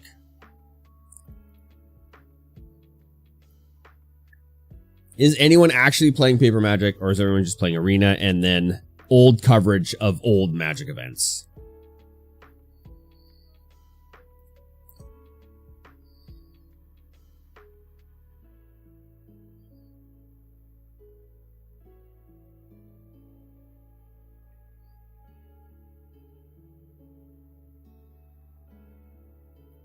I don't think anyone is actually playing paper Magic.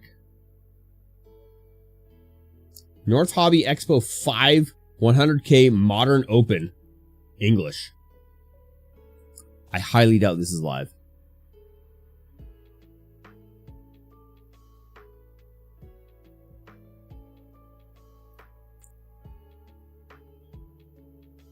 These guys are playing CEDH. They're doing some testing. These guys are actually playing paper Magic. Team Aftermath Games. You guys are going to get the viewers. I didn't think it'd be a point when we're followed by. Heck, man. I don't have that kind of fucking luck with it. To be fair, I didn't build the deck. The raid has been created. Let's hope these guys aren't on follower only chat. Yeah. One blue floating. They aren't. We're going to go ahead and switch the headphones over so I can hear what they're saying when we raid. Oh, Tap one more. you're right. Hang on. There you go. They have one colorless and One colorless and one blue floating. So tap that for 4. Put us at 5. 4 green, 1 colorless, 1 blue. If, anyone is active in the chat, So 7, yeah. let them know you say hello. Just gonna do another activation since I can't cast any more spells. All right, guys. Have a good night. No, it's